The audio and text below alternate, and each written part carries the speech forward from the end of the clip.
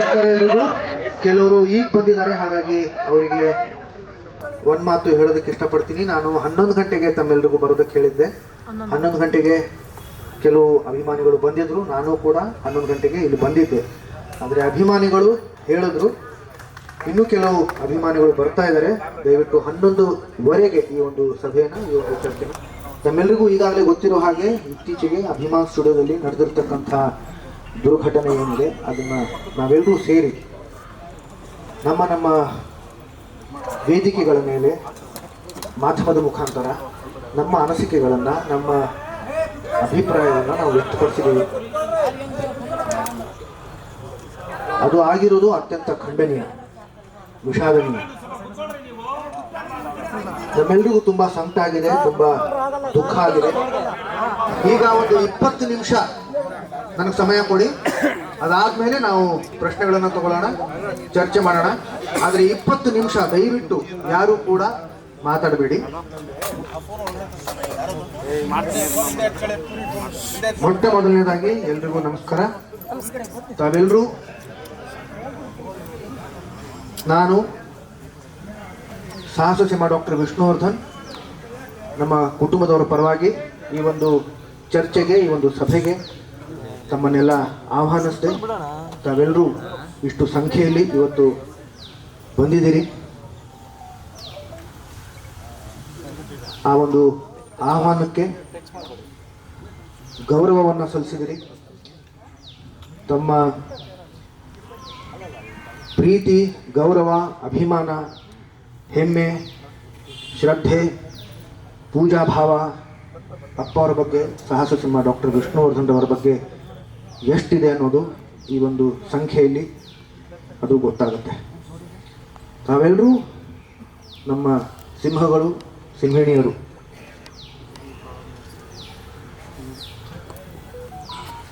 ಈಗ ಇತ್ತೀಚೆಗೆ ಅಭಿಮಾನ್ ಸ್ಟುಡಿಯೋದಲ್ಲಿ ಏನು ದುರ್ಘಟನೆ ಆಯಿತು ಅದು ಅತ್ಯಂತ ಖಂಡನೀಯ. ನಮ್ಮೆಲ್ಲರಿಗೂ ತುಂಬ ಸಂಕಟ ಆಗಿದೆ, ದುಃಖ ಆಗಿದೆ.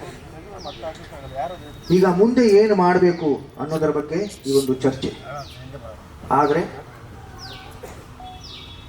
ನಮ್ಮ ಭವಿಷ್ಯವನ್ನು ನಿರೂಪಿಸಬೇಕಾದ್ರೆ, ಅಥವಾ ಒಂದು ಕಟ್ಟಡಕ್ಕೆ ಕಲಶವನ್ನು, ನಾವು ದೇವಸ್ಥಾನಕ್ಕೆ ಒಂದು ಕಲಶವನ್ನು ಏರಿಸಬೇಕಾದ್ರೆ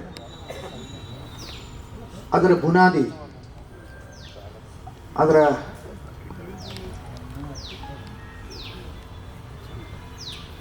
ಅಡಿಪಾಯ ಮೊದಲು ಕಟ್ಟಬೇಕಾಗತ್ತೆ. ನಮ್ಮ ಭವಿಷ್ಯವನ್ನು ನಿರೂಪಿಸಬೇಕಾದ್ರೆ ನಮ್ಮ ಇತಿಹಾಸ, ಅದರ ಸಂಪೂರ್ಣ ಮಾಹಿತಿ ನಮಗೆ ಗೊತ್ತಿರಬೇಕು. ಅದು ಗೊತ್ತಿಲ್ಲದೆ ನಮ್ಮ ಭವಿಷ್ಯವನ್ನು ನಿರೂಪಿಸೋದಕ್ಕೆ ಆಗಲ್ಲ. ಮಾಧ್ಯಮದ ಮುಖಾಂತರ, ಸಾಮಾಜಿಕ ಜಾಲತಾಣಗಳ ಮುಖಾಂತರ ಸಾಕಷ್ಟು ಗೊಂದಲಗಳು ನಾವು ನೋಡ್ತಾ ಇದ್ದೀವಿ. ನಮ್ಮಗಳ ಮೇಲೆ, ನಮ್ಮ ಕುಟುಂಬದವರ ಮೇಲೆ ಸಾಕಷ್ಟು ಆರೋಪಗಳನ್ನು ಕೆಲವರು ಹೊರಿಸ್ತಾ ಇದ್ದಾರೆ. ಅದಕ್ಕೆ ನಾನು ಮೊಟ್ಟ ಮೊದಲನೇದಾಗಿ ಸ್ಪಷ್ಟನೆ ಕೊಡಬೇಕು. ಇಲ್ಲಾಂತಂದರೆ ನಿಮ್ಮಗಳ ಜೊತೆಯಲ್ಲಿ ಬೆರೆತ್ಕೊಂಡು ಕೆಲಸ ಮಾಡೋದಕ್ಕಾಗಲ್ಲ.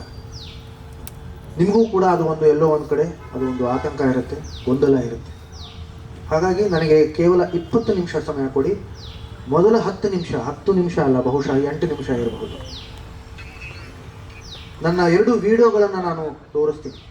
ಇದು ಮೊಟ್ಟ ಮೊದಲ ಚರ್ಚೆ ಅಲ್ಲ, ಮೊಟ್ಟ ಮೊದಲ ಸಭೆ ಕೂಡ ಅಲ್ಲ. ನಾನು ಅಭಿಮಾನಿಗಳನ್ನು ಕರೆಸಿ ಸಾಕಷ್ಟು ಸಂದರ್ಭಗಳಲ್ಲಿ ಚರ್ಚೆ ಮಾಡಿದ್ದೀನಿ, ಅಭಿಮಾನ್ ಸ್ಟುಡಿಯೋ ಬಗ್ಗೆನೇ, ನಮ್ಮ ಪುಣ್ಯಭೂಮಿ ಬಗ್ಗೆನೇ. ಆದರೆ ಅದಕ್ಕೆ ಇಷ್ಟೊಂದು ಪ್ರಚಾರ ಸಿಕ್ಕಿರಲಿಲ್ಲ. ಅದು ಇವಾಗ ಸಿಕ್ಕಿದೆ. ಮತ್ತೊಮ್ಮೆ ಹೇಳ್ತೀನಿ, ಇದು ಮೊಟ್ಟ ಮೊದಲ ಬಾರಿಗೆ ನಾನು ಕರೆಸಿರೋ ಸಭೆ ಅಲ್ಲ.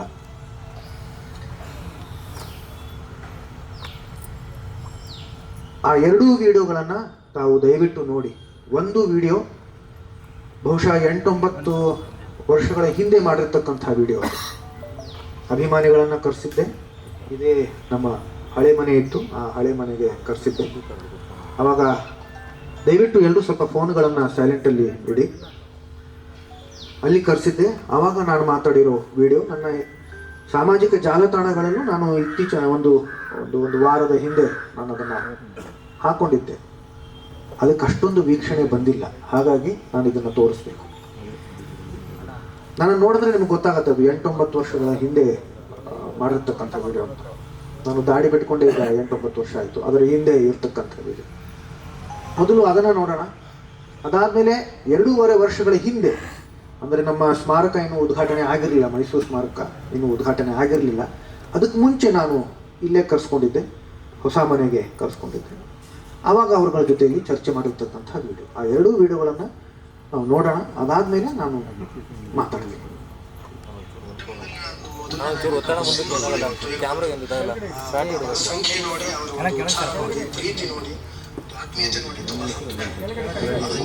ಧನ್ಯವಾದಗಳನ್ನು ಹೇಳ್ತೀನಿ. ಎರಡನೇದಾಗಿ ಮೊದಲನೇದಾಗಿ ನಮ್ಮ ಸಿಂಹ ಇವತ್ತು ಏನು ಬಂದ್ರು, ಅವರ ಸಂಖ್ಯೆ ನೋಡಿ, ಅವರ ಒಂದು ಉತ್ಸಾಹ ನೋಡಿ, ಪ್ರೀತಿ ನೋಡಿ, ಒಂದು ಆತ್ಮೀಯತೆ ನೋಡಿ ತುಂಬಾ ಸಂತೋಷ ಆಯಿತು. ಅವರಿಗೆ ನಾನು ಧನ್ಯವಾದಗಳನ್ನು ಹೇಳ್ತೀನಿ. ಎರಡನೇದಾಗಿ ಅಭಿಮಾನ್ ಸ್ಟುಡಿಯೋ ಬಗ್ಗೆ ಏನಿದೆ, ಆ ಪುಣ್ಯ ಭೂಮಿಯನ್ನ ನಾವು ಮುಟ್ಟೋ ಪ್ರಶ್ನೆನೇ ಬರಲ್ಲ. ನಾವು ಮೊದಲಿಂದ ಅದನ್ನ ಮಾಧ್ಯಮದ ಮುಖಾಂತರ ಹೇಳ್ತಾ ಇದ್ದೀವಿ, ಅದನ್ನ ನಾವು ಯಾವುದೇ ಕ್ಷಣದಲ್ಲೂ ಮುಟ್ಟಲ್ಲ. ಏನು ಅಂತ ಹೇಳಿದ್ರೆ, ಅದು ವಿವಾದಾತ್ಮಕ ಒಂದು ಜಾಗ ಆಗಿ ಕೂತಿದೆ. ಕೋರ್ಟಲ್ಲಿ ಕೇಸಿದೆ. ಬಾಲಣ್ಣ ಅವ್ರ ಮಕ್ಕಳು ಸಾಕಷ್ಟು ಬಾರಿ ಮಾಧ್ಯಮದ ಮುಖಾಂತರ ಹೇಳ್ತಾರೆ, ನಮ್ಮ ಏನು ಅಭ್ಯಂತರ ಇಲ್ಲ, ನಾವು ಜಾಗ ಕೊಡೋದಕ್ಕೆ ಸಿದ್ಧ ಅಂತ ಹೇಳ್ತಾರೆ. ಆದ್ರೆ ಮೊನ್ನೆನೇ ಒಂದು ವಾಹಿನಿಯಲ್ಲಿ ಗೀತಾ ಬಾಲಿ ಅವರು, ಅಂದ್ರೆ ಬಾಲಣ್ಣ ಅವ್ರ ಮಗಳು, ಸ್ಪಷ್ಟವಾಗಿ ಹೇಳಿದ್ರು, ನಾವು ಕೊಡೋದಕ್ಕೆ ಸಿದ್ಧ ಆದ್ರೆ ಅದು ಕಾನೂನುಬದ್ಧವಾಗಿ ಮಾಡೋದಕ್ಕೆ ಸಿದ್ಧ ಇಲ್ಲ, ಕಾನೂನುಬದ್ಧವಾಗಿ ಮಾಡೋದಕ್ಕೆ ಆಗಲ್ಲ ಅಂತ ಹೇಳಿದ್ರು. ಯಾಕಂದ್ರೆ ಕೋರ್ಟಲ್ಲಿ ಇದೆ ಅದು ಕೇಸು, ಏನು ಮಾಡೋಕ್ಕಾಗಲ್ಲ ಅಂತ. ಕಾನೂನುಬದ್ಧವಾಗಿ ಅದು ಮಾಡೋದಕ್ಕೆ ಆಗಲ್ಲ ಅಂತಂದ್ರೆ ಅದು ಏನು ಪ್ರಯೋಜನ ಇಲ್ಲ. ಒಂದು ಇಟ್ಟಿಗೆನೂ ಅಲ್ಲಿ ಇಡೋದಕ್ಕೆ ಸಾಧ್ಯ ಆಗಲ್ಲ. ಇವಾಗಲೂ ಅಲ್ಲಿ ಮಂಟಪ ಕಟ್ಟಿರೋದಾಗಿರಬಹುದು, ಅಥವಾ ಸಮಾಧಿ ಕಟ್ಟಿರೋದಾಗಿರಬಹುದು, ಮನೆ ಕಟ್ಟಿರೋದು. ಬೇರೆ ದೃಷ್ಟಿಯಲ್ಲಿ ಅಲ್ಲಿ ಒಂದು ದೊಡ್ಡ ಒಂದು ಸ್ಮಾರಕ ಕಟ್ಟಬೇಕು ಅಂತಂದ್ರೆ ಅದು ಸಾಧ್ಯ ಆಗೋದು ಸ್ವಲ್ಪ ಕಷ್ಟ ಆಗ್ತದೆ. ಜೊತೆಗೆ ಇವಾಗ ಒಂದು ಗಟ್ಟಿಯಾಗಿ ಧ್ವನಿ ಎತ್ತದ ಮೇಲೆ ಸರ್ಕಾರ ಆಸಕ್ತಿ ವಹಿಸಿ ಆದಷ್ಟು ಬೇಗ ಮೈಸೂರಲ್ಲಿ ಸ್ಮಾರಕ ಕಟ್ಟೋದಕ್ಕೆ ಪ್ರಾರಂಭ ಆಗ್ಬೇಕು ಅನ್ನೋ ದೃಷ್ಟಿಯಲ್ಲಿ ಪ್ರಯತ್ನ ಪಡ್ತಾ ಇದೆ. ಕೋರ್ಟ್ ಕೇಸು ಈಗ ಬರುವ ವಾರದಲ್ಲಿ ಅವ್ರದ್ದು ಒಂದು ದಿನಾಂಕ ನಿಗದಿಯಾಗಿದೆ. ಸರ್ಕಾರ ಹೇಳಿದೆ, ಆದಷ್ಟು ಬೇಗ ನಾವು ಇದನ್ನ ಬಗೆಹರಿಸಿ ಕೆಲಸ ಪ್ರಾರಂಭ ಮಾಡಿಸ್ತೀವಿ ಅಂತ ಹೇಳಿದೆ. ಅಭಿಮಾನ್ ಸ್ಟುಡಿಯೋನಲ್ಲಿ ಸ್ಮಾರಕ ಆಗೋದು ಯಾಕೆ ಕಷ್ಟ ಅಂತ ನಾವು ಹೇಳ್ತೀವಿ. 2009 30ನೇ ಡಿಸೆಂಬರು ಅಲ್ಲಿ ಅಪ್ಪ ಅವ್ರದ್ದು ಸಂಸ್ಕಾರ ನಡೀತು. ಆಗ ಸರ್ಕಾರ ಈ 2 ಎಕರೆ ಜಾಗಕ್ಕೆ 2 ಕೋಟಿ ಮಂಜೂರು ಮಾಡಿತ್ತು. ಈಗ ಒಂದು ವೇಳೆ ಅದು ಜಾಗ ಕೊಡ್ತೀನಿ ಅಂತ ಇದ್ರೆ, ಮೊದಲನೇದಾಗಿ ಅದು ಕಾನೂನುಬದ್ಧವಾಗಿ ಆಗ್ಬೇಕು. 2 ಎಕರೆ ಇದು ಸೆಪರೇಟ್ ಮಾಡಿ ಅಂತ ಅಂದ್ಬಿಟ್ಟು ನಾವು ಅಡ್ವೊಕೇಟ್ ಜನರಲ್ ಅವ್ರನ್ನ ಸಾಕಷ್ಟು ಬಾರಿ ಕೇಳಿದೀವಿ. ಅವರು 1 ಇಂಚು ಸಹ ಸೆಪರೇಟ್ ಮಾಡೋದಕ್ಕಾಗಲ್ಲ. ಇತ್ಯರ್ಥ ಆದ್ರೆ 10 ಎಕರೆಗೆ ಇತ್ಯರ್ಥ ಆಗ್ಬೇಕು ಅಂತ ಅಂದ್ಬಿಟ್ಟು ಬಹಳ ಸ್ಪಷ್ಟವಾಗಿ ಅವರು ಅದನ್ನ ಹೇಳಿದ್ದಾರೆ.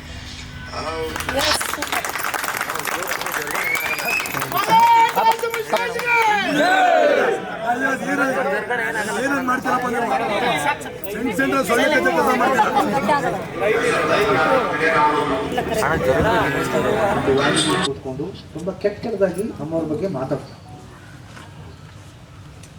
ಆಗ್ಲೇ ಅಷ್ಟೊಂದು ಪ್ರಯತ್ನಗಳನ್ನ ಮಾಡಿ, ಅಷ್ಟೊಂದು ಅವಮಾನಗಳನ್ನು ಸಹಿಸಿ, ಒಂದ್ಸಲ ಭಾರತೀಯಮ್ಮವರು ಒಂದು ಕಂಠೀರವ ಸ್ಟುಡಿಯೋನಲ್ಲಿ ಒಂದು ಮೀಟಿಂಗ್ ಆಯಿತು.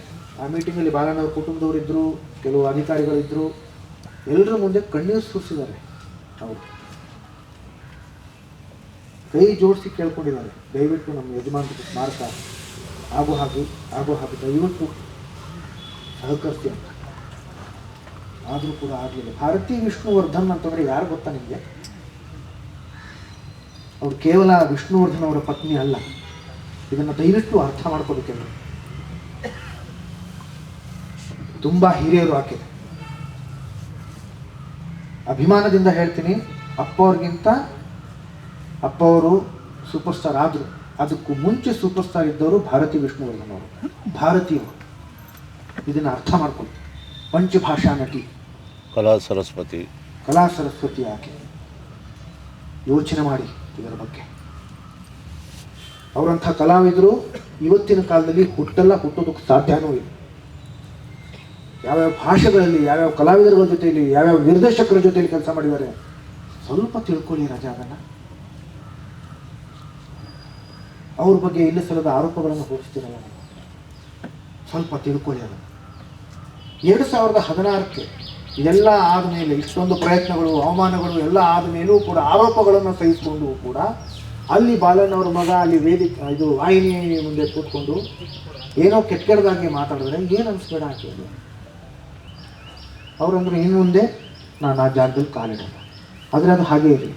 ಒಂದು ವೇಳೆ ಅಮ್ಮ ಮನಸ್ಸು ಮಾಡಿದ್ದಿದ್ರೆ ಅಥವಾ ಕೋಪಿಸ್ಕೊಂಡು ನಿರ್ಧಾರ ತೊಗೊಂಡಿದ್ದಿದ್ರೆ ನಾನು ಹೋಗಲ್ಲ, ಅದು ಕಟ್ಸಿರೋದು ನಾನೇ ಮಂಟಪ, ಆ ಮಂಟಪನೂ ಅಲ್ಲಿ ಇರ್ಕೂಡ್ದು ಅಂತ ತೆಗೆಸ್ಬಿಟ್ಟಿದ್ದಿದ್ರೆ ತೆಗೆಸ್ಬೋದಾಗಿತ್ತು ತಾನೇ? ಯಾಕೆ ತೆಗ್ದಿಲ್ಲ ನಾವು? ಅಭಿಮಾನಿಗಳಿಗೋಸ್ಕರ ತೆಗೆದಿಲ್ಲ. ನಾವಂತೂ ಅಲ್ಲಿ ಹೋಗ್ತಾನೆ ಇಲ್ಲ, ತೆಗಿಬೋದಾಗಿತ್ತಲ್ಲ. ಯಾಕೆ ನಾವು ತೆಗೆದಿಲ್ಲ ಅದನ್ನು? ಅಭಿಮಾನಿಗಳಿಗೋಸ್ಕರ ತೆಗೆದಿಲ್ಲ.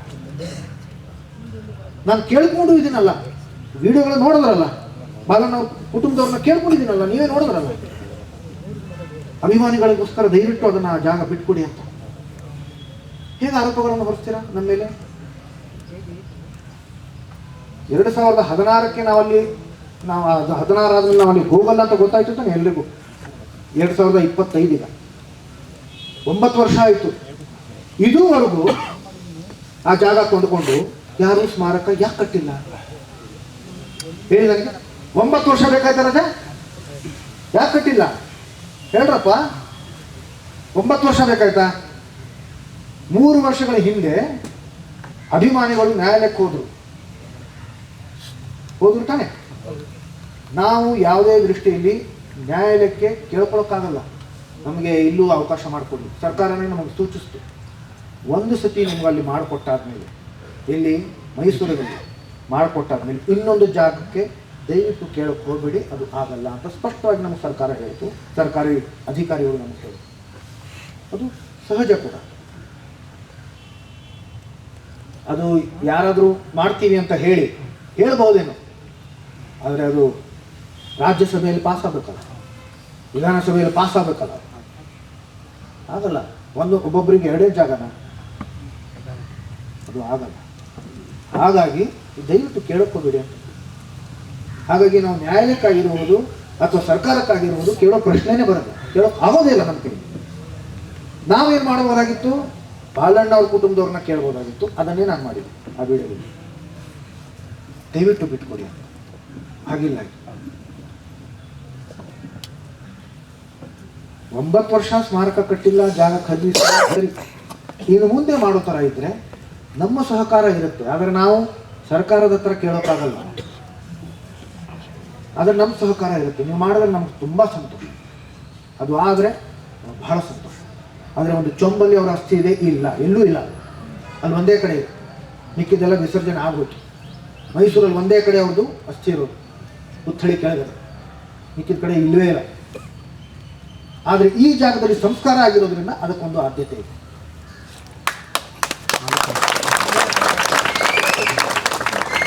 ನಾಳೆ ಏನಾದರೂ ಅವರು ಕುಟುಂಬದವರು ಏನೋ ಆಯಿತು, ಸರ್ಕಾರದವರು ಏನೋ ಒಂದು ಅವ್ರಿಗೆ ಇನ್ನೂ ಒತ್ತಡ ಹಾಕಿ ಇದು ಏನಾದರೂ ಕೊಂಡ್ಕೊಳ್ಳೋ ಥರ ಆಯಿತು, ಯಾರಾದರೂ ಕೊಂಡ್ಕೊಂಡ್ರು ಅಂತಂದ್ರು, 2 ವಿಷಯಗಳನ್ನ ನಾನು ಹೇಳೋದಕ್ಕೆ ಇಷ್ಟಪಡ್ತೀನಿ. ನಮ್ಮ ಸಹಕಾರ ಎಲ್ಲಿಗಿರುತ್ತೆ ಅಂತಂದರೆ, ಯಾವ ರೀತಿ ಇರುತ್ತೆ ಅಂತಂದರೆ,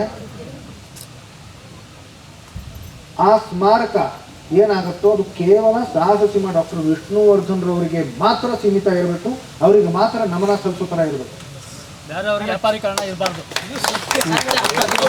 ಈಗ ನಾನು ಆಗಲೇ ಹೇಳಿದೆ ನಿಮಗೆ,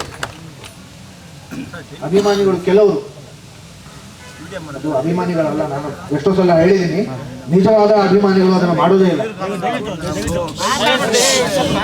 ಅಭಿಮಾನಿಗಳು ಅಂತ ಹೇಳಿಕೊಂಡು ಮುಖವಾಡ ಹಾಕೊಂಡು ವೇಷ ಧರಿಸ್ಕೊಂಡು ನಮ್ಮ ಜೊತೆಯಲ್ಲಿ ಇರೋರು ಕೆಲವರು ವಿರೋಧಿಗಳು ಇರ್ತಾರೆ, ಕೆಲವರು ಸ್ವಾರ್ಥಿಗಳು ಇರ್ತಾರೆ. ಅವರುಗಳು ಏನು ಮಾಡ್ತಾರೆ, ಸುಮಾರು ವಿಷಯಗಳನ್ನು ಹೇಳ್ತೀನಿ, ಆದರೆ ಒಂದು ವಿಷಯ ಹೇಳ್ತೀನಿ. ಆ ಬ್ಯಾನರಲ್ಲಿ ಅಪ್ಪವ್ರಿಗಿಂತ ಅವ್ರ ಫೋಟೋನೇ ಜಾಸ್ತಿ ದೊಡ್ಡದು. ಅದೇ ರೀತಿಯಲ್ಲಿ ಸ್ಮಾರಕದ್ದು ಆಗ್ಬಾರ್ದು. ಸ್ಮಾರಕ ಯಾರು ಕಟ್ಟಿಸ್ತಾರೋ ಒಂದು ಸೇವೆ, ಅದು ಸೇವೆ ಮಾಡ್ತಿರ್ಬೇಕಾದ್ರೆ ನಾನು ಮಾಡಿದೆ ಅಂತ ಇರಬಾರ್ದು. ಅದು ಅವ್ರಿಗೋಸ್ಕರ ಮಾಡ್ತಿರೋದು ಜನಾರ್ದನ ಸೇವೆ. ಆ ರೀತಿಲಿದ್ರೆ ನಮ್ಮ ಸಹಕಾರ ಇದೆ. 2ನೇದು, ಅದಕ್ಕೆ ದುಡ್ಡು ಖರ್ಚು ಎಷ್ಟಾಗತ್ತೆ, ಯಾರು ಕೊಡ್ತಾರೆ ಅಥವಾ ಯಾರ್ಯಾರು ಕೊಡ್ತಾರೆ, ಲೆಕ್ಕಾಚಾರ ಯಾರು ಇಡ್ತಾರೆ, ಅದನ್ನು ಪಾರದರ್ಶಕತೆ ಇದೆಯಾ, ಅದೆಲ್ಲವೂ ಇರಬೇಕು. ಜೊತೆಗೆ ಆ ದುಡ್ಡಿನ ವ್ಯವಹಾರದಲ್ಲಿ ನಾವು ಇರಲ್ಲ. ನಾವು ಖಡಾಖಂಡಿತವಾಗಿ ಬೀರಲ್ಲ. ಅದು ನೀವುಗಳೇ ನೋಡ್ಕೋಬೇಕು. ಆದರೆ ಅದು ಗಮನ ಇರಲಿ. ಏನೋ ಆಗಬಹುದು, ಅದನ್ನು ನಿಮ್ಮ ಗಮನ ಇದೆ. ಏನೂ ಆಗದೆ ಇರೋ ರೀತಿಯಲ್ಲಿ, ಒಳ್ಳೆಯ ರೀತಿಯಲ್ಲಿ ಅಲ್ಲಿ ಏನಾದರೂ ಸ್ಮಾರಕ ಆದರೆ ನಾವು ತುಂಬ ಸಂತೋಷ ಪಡ್ತೀವಿ. ಪ್ರತಿಮೆ ಮಾಡ್ತೀವಿ, ಇನ್ನೊಂದು ಮಾಡ್ತೀವಿ, ಮತ್ತೊಂದು ಮಾಡ್ತೀವಿ, ಬೃಹತ್ ಪ್ರತಿಮೆ ಮಾಡ್ತೀವಿ, ಮಾಡಿ ಸಂತೋಷ. ಇದಕ್ಕದು ಕಾಂಪೆನ್ಸೇಟ್ ಮಾಡೋಕ್ಕಾಗಲ್ಲ.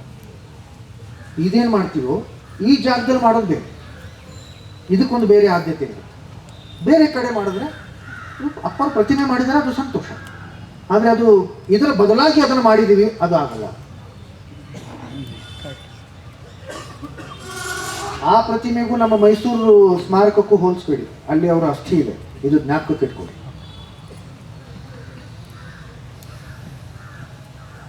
ರಾಜ್ಯ ಸರ್ಕಾರ ಮಾಡಿರ್ತಕ್ಕಂಥ ಸ್ಮಾರಕ, ಅದರ ಆದ್ಯತೆಯೇ ಬೇರೆ.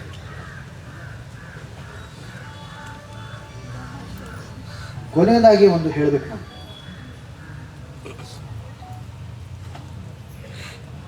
ನನಗೆ ಹೇಳೋದಕ್ಕೆ ಇದು ತುಂಬ ಬೇಜಾರಾಗ್ತಾ ಇದೆ, ಆದರೆ ನಾನು ಹೇಳಲೇಬೇಕಾದ ಪರಿಸ್ಥಿತಿ ಇದೆ.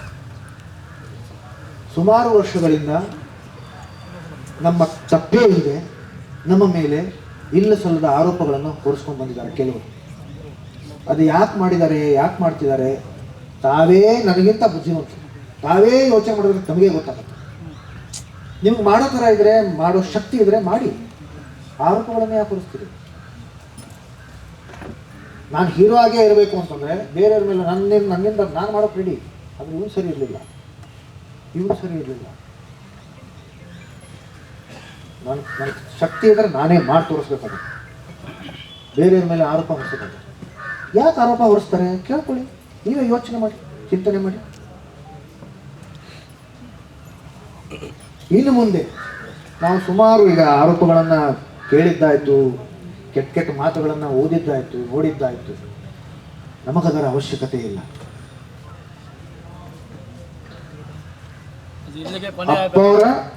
ಅಪ್ಪವರ ಸಾಹಸ ಸಿಂಹ ಡಾಕ್ಟರ್ ವಿಷ್ಣುವರ್ಧನ್ ಅವರ, ನನಗೆ ಇನ್ನೊಂದು ಹೇಳ್ತೀನಿ, ನನಗೆ ಒಂದ್ಸಲ ಅವಮಾನ ಆಗಿತ್ತು. ನಾನು ಒಂದು ಅನುಭವದಲ್ಲಿ ಒಂದ್ಸಲ ತುಂಬ ಒಂದು ಅವಮಾನ ಆಗಿತ್ತು ನನಗೆ. ನಾನು ಎಷ್ಟೋ ನನ್ನ ಸಂದರ್ಶನಗಳಲ್ಲಿ ಹೇಳ್ಕೊಂಡಿದ್ದೀನಿ. ನಾನು ಅಪ್ಪವರು ಹತ್ತಿದ್ರು, ಗೊತ್ತಾ ನಿಮಗೆ? ಹತ್ತಿದ್ರು, ತಾಯಿ ಥರ ಹತ್ತಿದ್ರು. ಸಾಹಸ ಸಿಂಹ ಅಂತಿರಲ್ಲ, ಹೃದಯದಲ್ಲಿ ಅವರು ತಾಯಿ ಥರ ಇತ್ತು, ಹತ್ತಿದ್ರು. ನನಗಾಗಿದ್ದು ನಿಮಗಾಗಬಾರ್ದು ಅನಿ ಅಂತ ಹೇಳಿದರು. ನೀವುಗಳು ಏನು ಮಾಡ್ತಾ ಇದ್ದೀರಾ? ಅದನ್ನೇ ಮಾಡ್ತಾ ಇದ್ದೀರಾ. ಎಷ್ಟೊಂದು ಅವಮಾನಗಳು, ಆರೋಪಗಳು. ಯಾಕೆ? ಅವ್ರು ಖುಷಿಯಿಂದ ಇರ್ತಾರೆ ಅವಾಗ? ಅವರು ಅಲ್ಲ, ಅಳ್ತಾನೆ ಇರ್ತಾರೆ. ನೀವೇನು ಮಾಡ್ತಾ ಇದ್ದೀರಾ? ನಿಮಗೇನಾದ್ರೂ ಸಮಸ್ಯೆ ಇದ್ದಲ್ಲಿ, ಪ್ರಶ್ನೆಗಳಿದ್ದಲ್ಲಿ ಕೇಳಿ, ನನ್ನ ನೇರವಾಗಿ ಬನ್ನಿ, ಕೇಳಿದೆ ಆರೋಪಗಳನ್ನು ಹೊರಿಸ್ತಾ ಇದ್ರೆ, ಯಾರೋ ಹೇಳಿದ ಮಾತನ್ನ ಕೇಳ್ತಾ ಇದ್ರೆ. ನನ್ನನ್ನು ಎಷ್ಟು ವರ್ಷದಿಂದ ನೋಡ್ತಾ ಇದ್ದೀರಾ ನೀವು?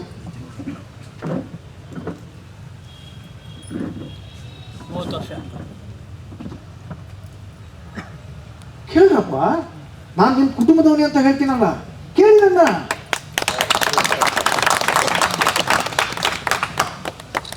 ಆದರೆ ಇನ್ನು ಮುಂದೆ ನಮ್ಮ ಬಗ್ಗೆ, ನಮ್ಮ ಕುಟುಂಬದವರ ಬಗ್ಗೆ ಯಾರಾದರೂ ಕೆಟ್ಟ ಆರೋಪಗಳನ್ನು ಮಾಡೋದಾಗಿರ್ಬೋದು, ಕೆಟ್ಟ ಕಾಮೆಂಟ್ಗಳನ್ನು ಮಾಡೋದಾಗಿರ್ಬೋದು, ಅದು ಯಾವುದೇ ವೇದಿಕೆ ಆಗಿರ್ಬೋದು, ಮಾಧ್ಯಮ ಆಗಿರ್ಬೋದು, ಅಥವಾ ಸಾಮಾಜಿಕ ಜಾಲತಾಣ ಆಗಿರಬಹುದು. ಈಗಾಗಲೇ ಎಷ್ಟೋ ಬಾರಿ ಆಗಿದೆ, ಈ ಇತ್ತೀಚಿನ ದಿನಗಳಲ್ಲೇ ಆಗಿರೋದ್ರಿಂದ ಕೆಲವರು ಬಂದು ನಮಗೆ ಸ್ಪಷ್ಟವಾಗಿ ಹೇಳಿದ್ರು, ದಯವಿಟ್ಟು ಇವರುಗಳ ವಿರುದ್ಧ ನೀವು ಮೊಕದ್ದಮೆ ಹೂಡಿ, ಅವರಿಗೆ ತಕ್ಕ ಶಿಕ್ಷೆ ಆಗೋ ರೀತಿಯಲ್ಲಿ ನೀವು ಪ್ರಯತ್ನ ಪಡಿ. ಇವತ್ತಿಗೂ ನಿಮ್ಗೆ ಗೊತ್ತಿದೆ, ಯಾರಾದರೂ ಕೆಟ್ಟದಾಗ ಕಾಮೆಂಟ್ ಮಾಡಿ ನಾನೇನಾದರೂ ಅದನ್ನು ಕಂಪ್ಲೇಂಟ್ ಕೊಟ್ಟರೆ ಏನಾಗುತ್ತೆ ಅನ್ನೋದು ನಿಮ್ಗೆ ಗೊತ್ತಿದೆ.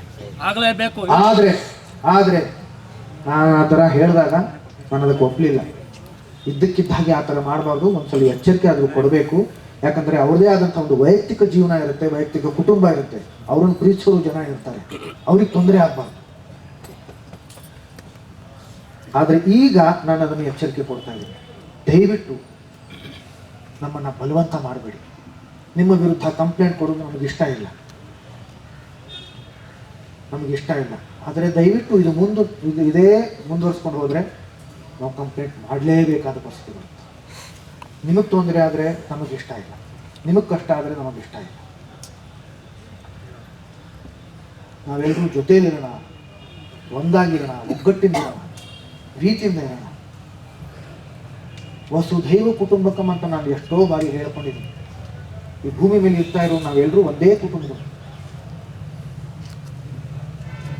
ನಾವೆಲ್ಲರೂ ಇದ್ಕೊಂಡು ಜೊತೆಲಿ ಇದ್ಕೊಂಡು ಈ ಸ್ಮಾರಕ ಏನಿದೆ ಈ ಸ್ಮಾರಕ ಆಗೋ ಥರ ಇದ್ರೆ ನಾವೆಲ್ಲರೂ ಜೊತೆಲಿದ್ದೀವಿ. ಆಗೋ ಥರ ಇಲ್ಲ,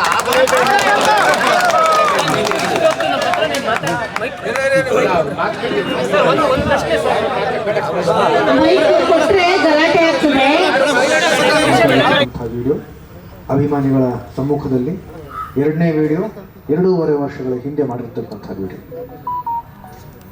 ನಮ್ಮ ಹೇಳಿಕೆ ಏನಿದೆ, ನಮ್ಮ ಅನಿಸಿಕೆ ಏನಿದೆ, ನಮ್ಮ ಭಾವನೆ ಏನಿದೆ, ಬಹುಶಃ ಅದು ಈ 2 ವಿಡಿಯೋಗಳ ಮುಖಾಂತರ ನಮ್ಮೆಲ್ರಿಗೂ ಅದು ತಲುಪಿದೆ ಅಂತ ಅನಿಸುತ್ತೆ.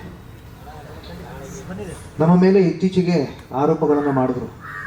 ಇಲ್ಲಿ ತೆರವುಗೊಳಿಸ್ತಾ ಇರೋ ವಿಷಯ ನನಗೆ ಗೊತ್ತಿತ್ತು ಅಂತ. ನಾನು ಸ್ವಲ್ಪ ದುಡ್ಡು ತೊಗೊಂಡಿದ್ದೀನಿ ಅನ್ನೋದು ಬಂತು.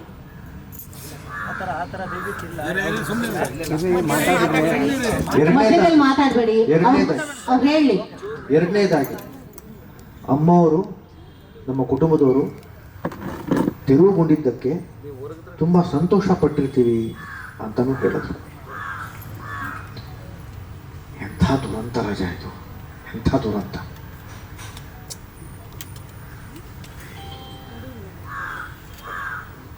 ಎಂಥ ವಿಕೃತವಾದ ಮನಸ್ಸಿರಬೇಕಿದು. ನಾವು ಅವ್ರ ಬಗ್ಗೆ ಆ ಥರ ಅನ್ಕೊಳ್ತೀವ?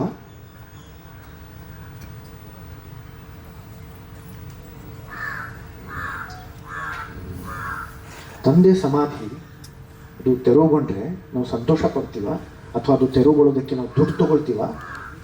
ಅಂಥ ದುಡ್ಡು ನಮಗೆ ಬೇಕಾ? ಅವಶ್ಯಕತೆ ಇದೆಯಾ? ಎಂಥ ಆರೋಪ ಇದು.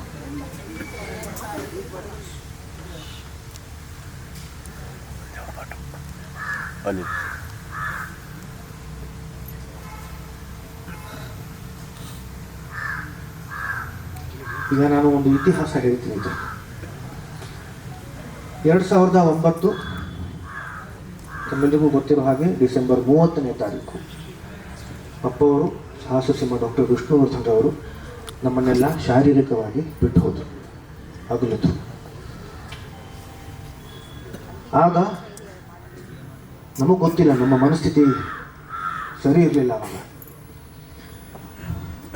ಚಾಮರಾಜಪೇಟೆಯಲ್ಲಿ ಅವರ ಕುಟುಂಬದವರ ಅಲ್ಲಿ ಯಾವಾಗಲೂ ಸಂಸ್ಕಾರ ಅಲ್ಲಿ ಮಾಡ್ತಾರೆ, ಹಾಗಾಗಿ ಅಲ್ಲೇ ಮಾಡಬೇಕು ಅಂತ ನಾವು ಅಂದ್ಕೊಂಡಿತ್ತು. ಆದರೆ ಅವತ್ತು ಮಾನ್ಯ ಕುಮಾರಸ್ವಾಮಿಯವರು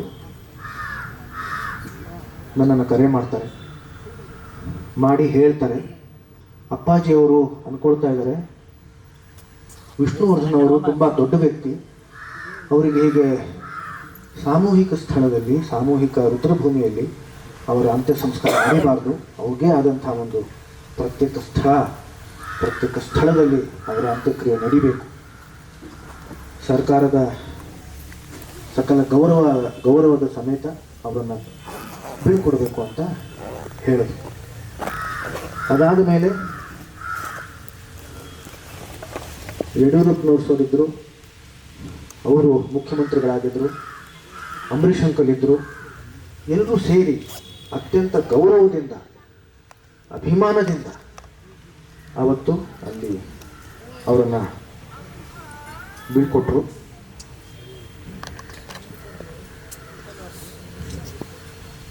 ಅವರ ಆ ಒಂದು ಗೌರವಕ್ಕೆ, ಅವರು ತೋರಿಸಿರೋ ಒಂದು ಪ್ರೀತಿಗೆ ನಾವು, ನಮ್ಮ ಕುಟುಂಬ ಯಾವತ್ತೂ ಚಿರಋಣಿಯಾಗಿರ್ತೀವಿ. ಅವತ್ತು ಯಾರ್ಯಾರು ಸೇರಿ ಅದನ್ನು ಮಾಡಿದ್ರು ನನಗೆ ಗೊತ್ತಿಲ್ಲ. ನನಗೆ ಗೊತ್ತಿರೋದು ಒಂದು ಕುಮಾರಸ್ವಾಮಿ ಸರ್, ದೇವೇಗೌಡರು, ಮತ್ತು ಅಂಬರೀಷ್ ಅಂಕಲ್, ಆವಾಗ ಆಗಿರೋ ಮುಖ್ಯಮಂತ್ರಿಗಳು ಯಡಿಯೂರಪ್ಪನವರು, ಅನಂತ್ ಕುಮಾರ್ ಸರ್ ಇರ್ಬೋದು, ಸಾಕಷ್ಟು ಜನ ಇದ್ದರು. ಆದರೆ ಅದು ಸಂಸ್ಕಾರ ನಡೀತು. ಬಹುಶಃ ಆ ಒಂದು ಅವಸರದಲ್ಲಿ ಅವರಿಗೆ ಅದು ಗೊತ್ತಿರಲಿಲ್ಲವೇನೋ, ಆ ಜಾಗ ವಿವಾದಾಸ್ಪದವಾದ ಜಾಗ ಅಂತ ಅವ್ರಿಗೆ ಗೊತ್ತಿರಲಿಲ್ಲವೇನೋ. ಆದರೆ ಕೆಲವು ದಿನಗಳು ಆದ ಮೇಲೆ ನಿಮಗದು ಗೊತ್ತಾಗುತ್ತೆ, ಅದು ಅದು ಕೋರ್ಟಲ್ಲಿದೆ, ನ್ಯಾಯಾಲಯದಲ್ಲಿದೆ ಅಂತ. ಅದು 2004ರಿಂದ ಗೀತಾ ಬಾಲಿಯವರು ಅಂದರೆ ಬಾಲಣ್ಣವರ ಮಗಳು ತಮ್ಮ ಸಹೋದರರ ಮೇಲೆ ಅದನ್ನು ಕೇಸ್ ಹಾಕಿದರು, ಅವರ ವಿರುದ್ಧ ಕೇಸ್ ಹಾಕಿದರು. ಏನು ಮಾಡೋಣ, 10 ಎಕರೆ ಜಾಗದ ಮೇಲೆ ಹಾಕಿದರು. ಅವರಿಗೆ ಒಟ್ಟು 20 ಎಕರೆ ಜಾಗ ಸರ್ಕಾರ ಕೊಟ್ಟಿತ್ತು. ಅದರಲ್ಲಿ 10 ಎಕರೆ ಅವರು ಮಾರಿಕೊಂಡಿದ್ರು. ಅದನ್ನು ಮಾರಿ ಆ 10 ಎಕರೆ ಜಾಗದಲ್ಲಿ ದುಡ್ಡೇನು ಬರುತ್ತೋ, ಅದನ್ನು ಮಾರಿ ಏನು ದುಡ್ಡು ಬರುತ್ತೋ ಆ ದುಡ್ಡಲ್ಲಿ ನಾವು ಅಭಿಮಾನ್ ಸ್ಟುಡಿಯೋನ ಅಭಿವೃದ್ಧಿಗೊಳಿಸ್ತೀವಿ ಅಂತ ಹೇಳಿದ್ರು. ಒಂದು ವೇಳೆ ಅಭಿವೃದ್ಧಿಗೊಳಿಸದೇ ಇದ್ದ ಪಕ್ಷದಲ್ಲಿ ಅದು ಸರ್ಕಾರಕ್ಕೆ ಗಮನಕ್ಕೆ ಬಂದರೆ ಸರ್ಕಾರ ಅದನ್ನು ವಶಪಡಿಸ್ಕೋಬಹುದು ಅನ್ನೋದು ಕೂಡ ಅದರಲ್ಲಿ ಉಲ್ಲೇಖ ಆಗಿದೆ. ಅದು ಒಂದು ಕಡೆ ಇರಲಿ. ಇನ್ನೊಂದು ಕಡೆ ಈ 10 ಎಕರೆ ಮಿಕ್ಕಿದ 10 ಎಕರೆ ಜಾಗದಲ್ಲಿ ನಂದೂ ಪಾಲಿದೆ ಅಂತ ಗೀತಾ ಬಾಲಿಯವರು ಅದನ್ನು ಮೊಕದ್ದಮೆ ಹೂಡಿತು.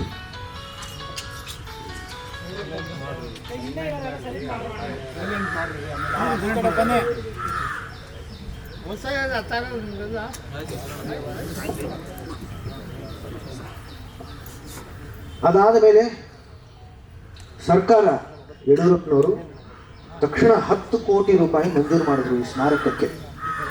ಒಂದು ಪ್ರತಿಷ್ಠಾನ ಟ್ರಸ್ಟ್ನ ಶುರು ಮಾಡಿದ್ರು, ಡಾಕ್ಟರ್ ವಿಷ್ಣುವರ್ಧನ್ ಪ್ರತಿಷ್ಠಾನ ಟ್ರಸ್ಟ್ ಅಂತ. ಅದು ಸರ್ಕಾರದ ಟ್ರಸ್ಟ್.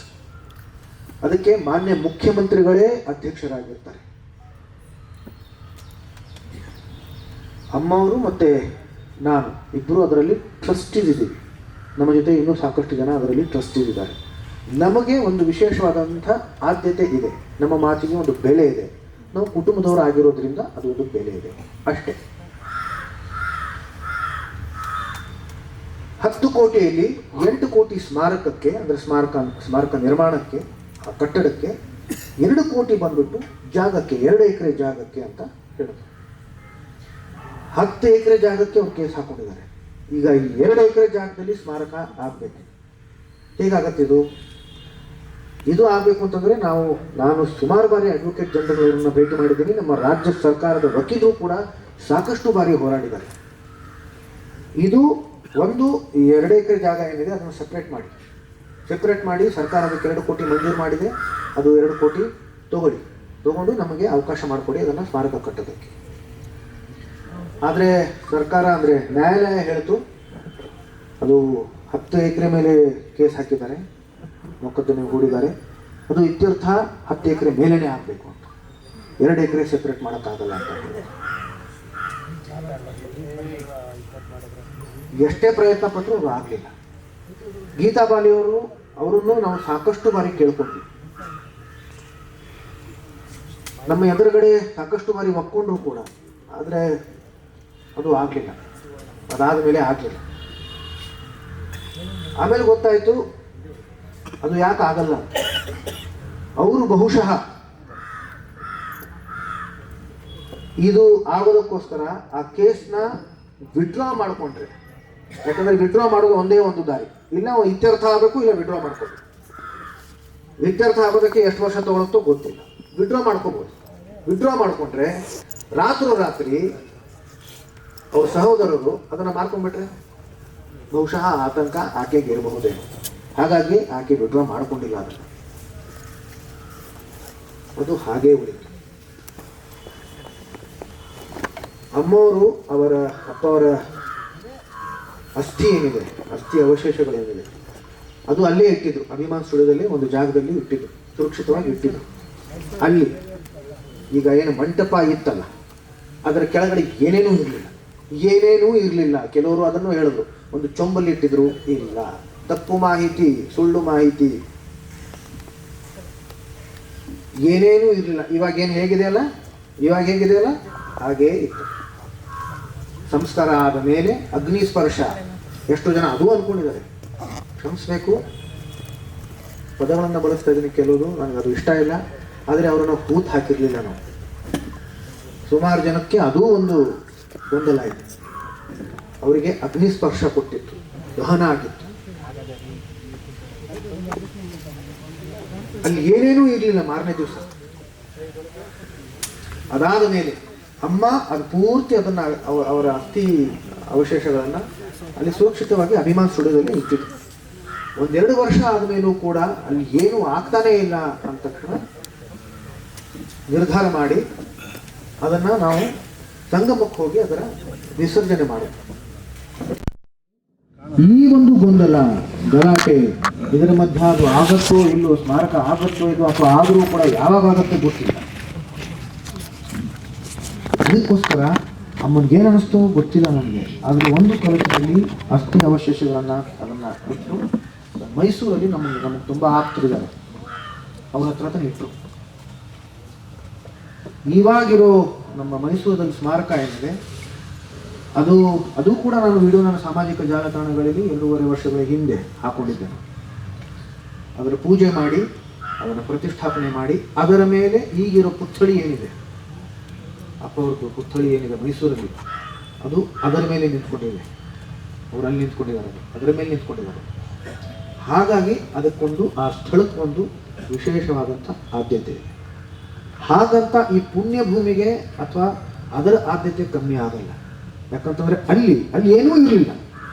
ಆ ಮಂಟಪ ಕಟ್ಟಿಸಿದ್ದು ಕೂಡ ಅಮ್ಮನೇ, ಅಮ್ಮ ಸ್ವಂತ ಖರ್ಚಿಂದ ಕಟ್ಟಿಸಿರೋ ಮಂಟಪ.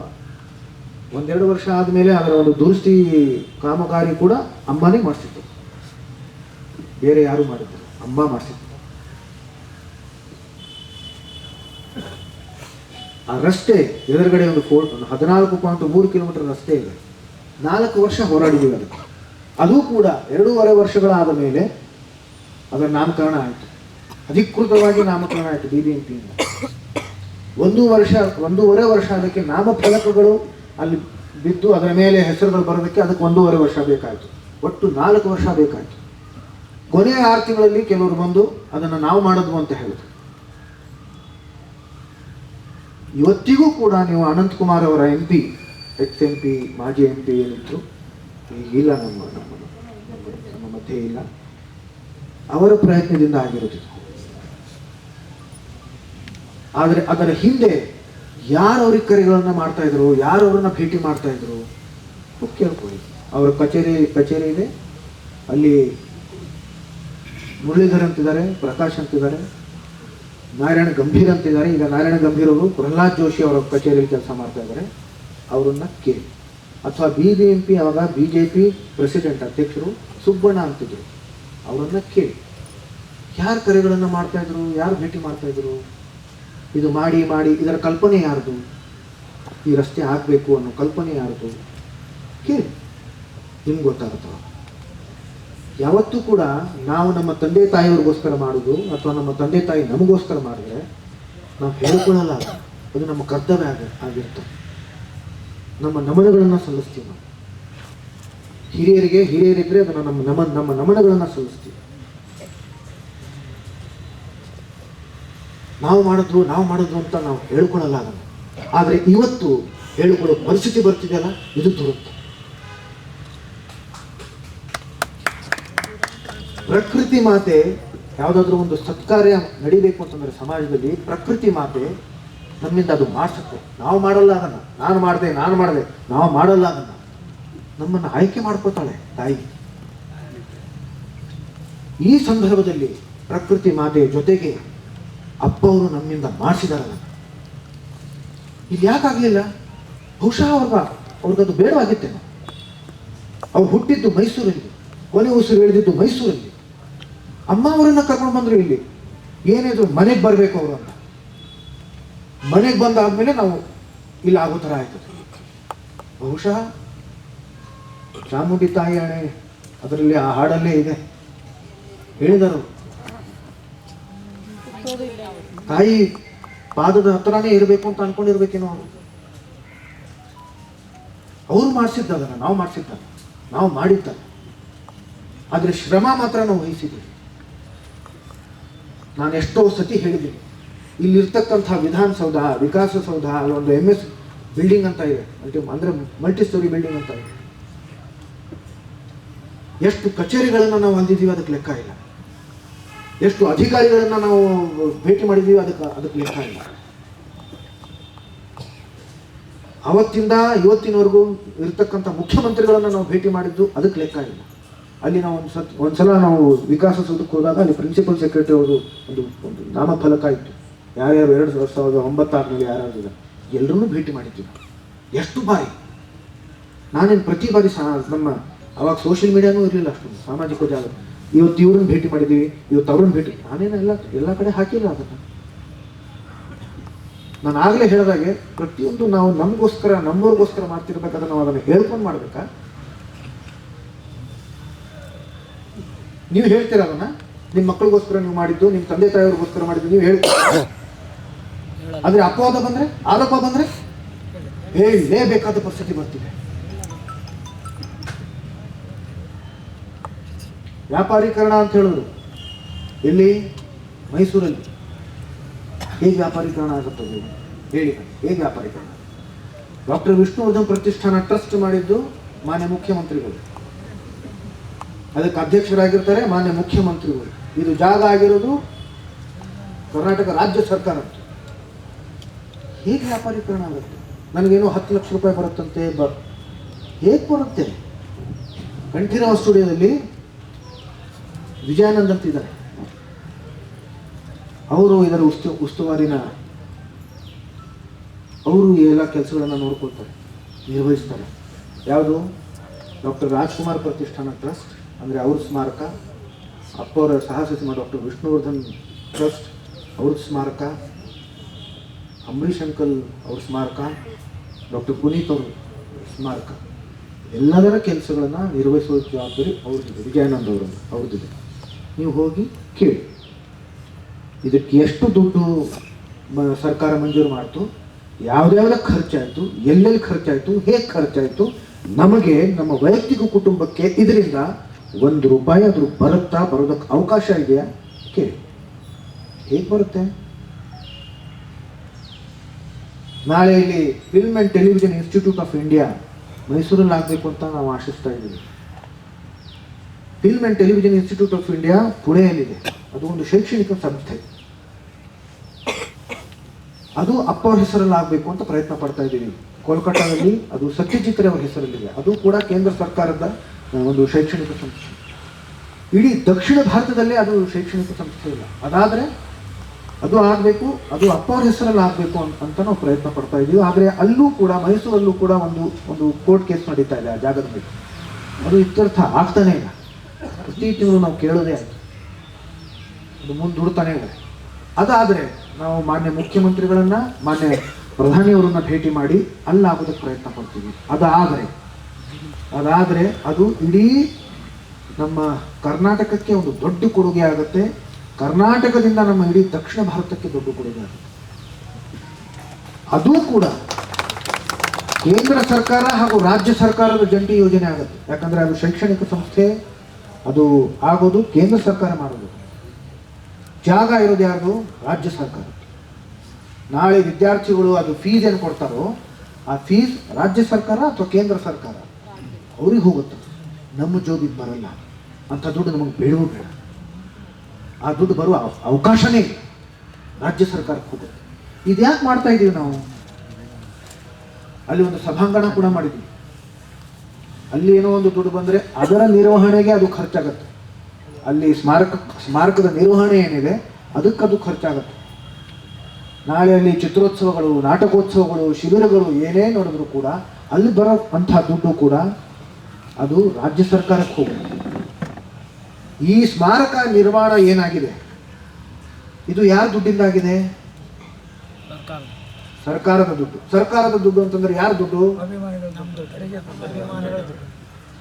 ನಿಮ್ಮೆಲ್ಲರ ದುಡ್ಡು ಅಲ್ವಾ? ಅದು ವಾಪಸ್ ನಿಮಗೇ ಹೋಗಬೇಕು ಅನ್ನೋ ದೃಷ್ಟಿಯಲ್ಲಿ ಪ್ರಯತ್ನ. ಅದು ವಾಪಸ್ ರಾಜ್ಯ ಸರ್ಕಾರಕ್ಕೆ ಹೋಗಬೇಕು, ಇಲ್ಲ ಕೇಂದ್ರ ಸರ್ಕಾರಕ್ಕೆ ಹೋಗಬೇಕು ಅನ್ನೋ ದೃಷ್ಟಿಯಲ್ಲಿ ಪ್ರಯತ್ನ. ಇದರಲ್ಲಿ ವ್ಯಾಪಾರೀಕರಣ ಇಲ್ಲ. ದಯವಿಟ್ಟು ಇದನ್ನು ಅರ್ಥ ಮಾಡ್ಕೊಳ್ಳಿ. ಈ ಜಾಗ ಕೊಂಡ್ಕೊಂಡು ನಾವಿಲ್ಲಿ ಸ್ಮಾರಕ ನಿರ್ಮಿಸ್ತೀವಿ ಅಂತ ಕೆಲವರು ಹೇಳ್ತಾರೆ. ಈ ಜಾಗ ಕೊಂಡ್ಕೊಂಡು, ಅಭಿಮಾನ್ ಸ್ಟುಡಿಯೋದ ಜಾಗ ಕೊಂಡ್ಕೊಂಡು ನಾವು ಸ್ಮಾರಕ ನಿರ್ಮಿಸ್ತೀವಿ ಅಂತ ಕೆಲವರು ಹೇಳ್ತಾರೆ. ಸಂತೋಷ, ಬಹಳ ಸಂತೋಷ. ಅದು ಆದರೆ ತುಂಬ ಸಂತೋಷ. ಆದರೆ 6.5 ವರ್ಷ ನಾವೇ ಪ್ರಯತ್ನ ಪಟ್ಟಿದ್ದೀವಿ. ನಾವು ಅಂತಂದರೆ ಕೇವಲ ನಮ್ಮ ವೈಯಕ್ತಿಕ ಕುಟುಂಬ ಅಲ್ಲ, ನಮ್ಮ ಹಿಂದೆ ನಿಂತಿದ್ದು ಯಾರು? ರಾಜ್ಯ ಸರ್ಕಾರ, ಮಾನ್ಯ ಮುಖ್ಯಮಂತ್ರಿಗಳು. ಅದು ಆದರೂ ಕೂಡ ಅದು ಆಗಲಿಲ್ಲ. ಕೆಲವರು ಅದನ್ನ ಕೊಂಡ್ಕೊಳ್ತೀವಿ ಅಂತ ಹೇಳ್ತಾರೆ. ಈಗ ಇತ್ತೀಚೆಗೆ ನಡೆದ ಒಂದು ಘಟನೆಯಿಂದ ಏನಾದರೂ ರೊಚ್ಚಿಗೆದ್ದು ಅಥವಾ ಕೆಲವರು ಪ್ರಯತ್ನ ಪಡ್ತಾ ಇದ್ದಾರೆ. ಆ ಪ್ರಯತ್ನದಿಂದ ಏನಾದರೂ ರಾಜ್ಯ ಸರ್ಕಾರ ಅದಕ್ಕೆ ನಾವು ಮಾಡ್ತೀವಿ ಅಂತ ಏನಾದರೂ ಒಪ್ಪಿಗೆ ಸೂಚಿಸಿದ್ರೆ ಆಗಬಹುದು. ಆದರೆ ನನಗೆ ತುಂಬಾ ಸಂತೋಷ. ಆದರೆ ಒಂದು ಪ್ರಶ್ನೆ, ನಾವು ಈ ಜಾಗದಿಂದ 2016 ಬಿಟ್ವಿ. ಯಾಕೆ ಬಿಟ್ವಿ? ಎಲ್ಲರೂ ಅದರ ಮೇಲೆ ಒಂದು ಆರೋಪ, ಏನು ನೀವು ಬಿಟ್ರಿ?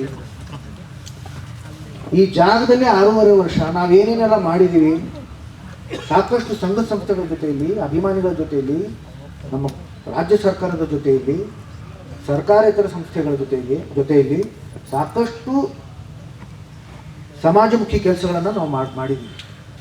ಸಾಕಷ್ಟು ಸಮಾಜ ವಾಹಿನಿಯಲ್ಲಿ ಕೂತ್ಕೊಂಡು ತುಂಬ ಕೆಟ್ಟದಾಗಿ ನಮ್ಮವ್ರ ಬಗ್ಗೆ ಮಾತಾಡ್ತಾರೆ. ಆಗಲೇ ಅಷ್ಟೊಂದು ಪ್ರಯತ್ನಗಳನ್ನು ಮಾಡಿ, ಅಷ್ಟೊಂದು ಅವಮಾನಗಳನ್ನು ಸಹಿಸಿ, ಒಂದ್ಸಲ ಭಾರತೀಯಮ್ಮವರು ಒಂದು ಕಂಠೀರವ ಸ್ಟುಡಿಯೋನಲ್ಲಿ ಒಂದು ಮೀಟಿಂಗ್ ಆಯಿತು. ಆ ಮೀಟಿಂಗಲ್ಲಿ ಬಾಲಣ್ಣವ್ರ ಕುಟುಂಬದವರಿದ್ದರು, ಕೆಲವು ಅಧಿಕಾರಿಗಳಿದ್ದರು. ಎಲ್ಲರ ಮುಂದೆ ಕಣ್ಣೀರು ಸುರಿಸಿದ್ದಾರೆ. ಅವರು ಕೈ ಜೋಡಿಸಿ ಕೇಳ್ಕೊಂಡಿದ್ದಾರೆ, ದಯವಿಟ್ಟು ನಮ್ಮ ಯಜಮಾನರ ಸ್ಮಾರಕ ಆಗೋ ಹಾಗೆ ದಯವಿಟ್ಟು ಸಹಕರಿಸಿ ಅಂತ. ಆದರೂ ಕೂಡ ಆಗಲಿಲ್ಲ. ಭಾರತಿ ವಿಷ್ಣುವರ್ಧನ್ ಅಂತಂದರೆ ಯಾರು ಗೊತ್ತಾ ನಿಮಗೆ? ಅವ್ರು ಕೇವಲ ವಿಷ್ಣುವರ್ಧನ್ ಅವರ ಪತ್ನಿ ಅಲ್ಲ. ಇದನ್ನು ದಯವಿಟ್ಟು ಅರ್ಥ ಮಾಡ್ಕೋಬೇಕೆಲ್ಲ. ತುಂಬ ಹಿರಿಯರು ಆಕೆ. ಅಭಿಮಾನದಿಂದ ಹೇಳ್ತೀನಿ, ಅಪ್ಪ ಅವರು ಸೂಪರ್ ಸ್ಟಾರ್ ಆದರು. ಅದಕ್ಕೂ ಮುಂಚೆ ಸೂಪರ್ ಸ್ಟಾರ್ ಇದ್ದವರು ಭಾರತಿ ವಿಷ್ಣುವರ್ಧನ್ ಅವರು, ಭಾರತೀಯರು. ಇದನ್ನು ಅರ್ಥ ಮಾಡ್ಕೊಳ್ಳಿ. ಪಂಚಭಾಷಾ ನಟಿ, ಕಲಾ ಸರಸ್ವತಿ ಆಕೆ. ಯೋಚನೆ ಮಾಡಿ ಇದರ ಬಗ್ಗೆ.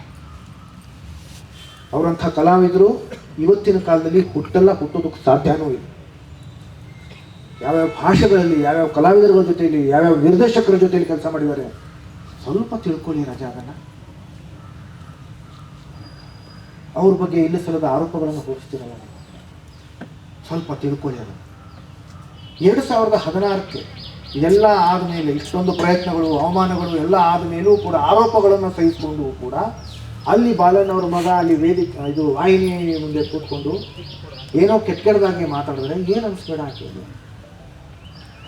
ಅವರಂದ್ರೆ ಇನ್ನು ಮುಂದೆ ನಾನು ಆ ಜಾಗದಲ್ಲಿ ಕಾಲಿಡಲ್ಲ. ಆದರೆ ಅದು ಹಾಗೆ ಇರಲಿ.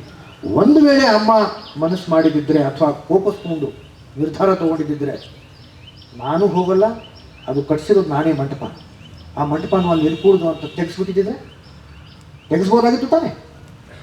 ಯಾಕೆ ತೆಗ್ದಿಲ್ಲ ನಾವು? ಅಭಿಮಾನಿಗಳಿಗೋಸ್ಕರ ತೆಗ್ದಿಲ್ಲ. ನಾವು ಅಂತಲ್ಲಿ ಹೋಗ್ತಾನೆ ಇಲ್ಲ, ತೆಗಿಬೋದಾಗಿತ್ತಲ್ಲ. ಯಾಕೆ ನಾವು ತೆಗೆದಿಲ್ಲ ಅದನ್ನು? ಅಭಿಮಾನಿಗಳಿಗೋಸ್ಕರ ತೆಗೆದಿಲ್ಲ. ನಾನು ಕೇಳ್ಕೊಂಡು ಇದೀನಲ್ಲ, ವಿಡಿಯೋಗಳು ನೋಡಿದ್ರಲ್ಲ, ಬಾಲಣ್ಣವ್ರ ಕುಟುಂಬದವ್ರನ್ನ ಕೇಳ್ಕೊಂಡಿದ್ದೀನಲ್ಲ, ನೀವೇ ನೋಡಿದ್ರಲ್ಲ.